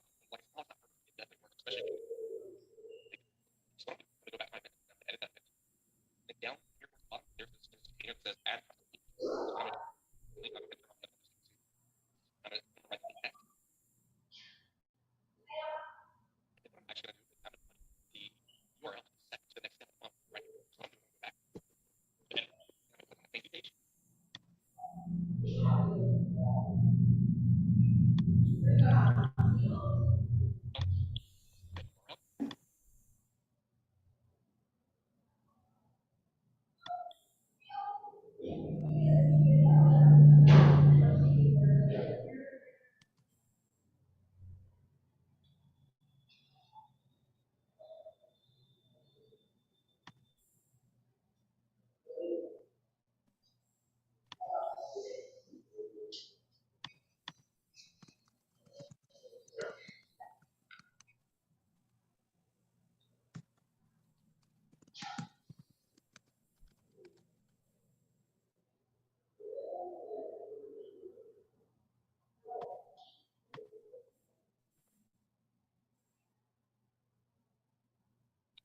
So that try is not working, so I'm gonna have to do a little research to figure out how to connect it and insert it. And if it doesn't work, then I'll just use the link.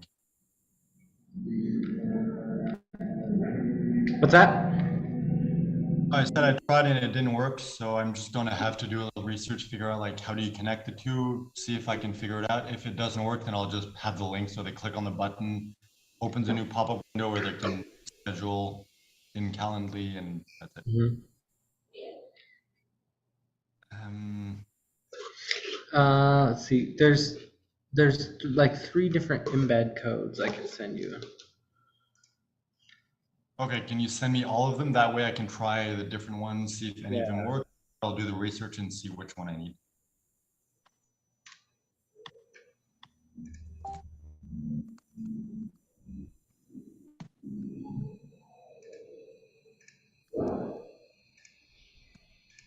Okay.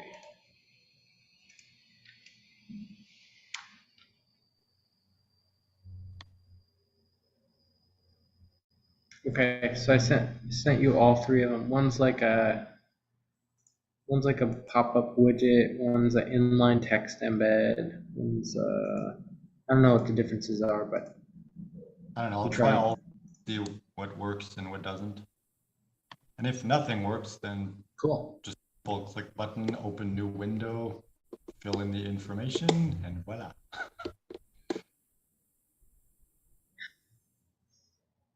All right, so I guess So anything else you need from me for right uh, now?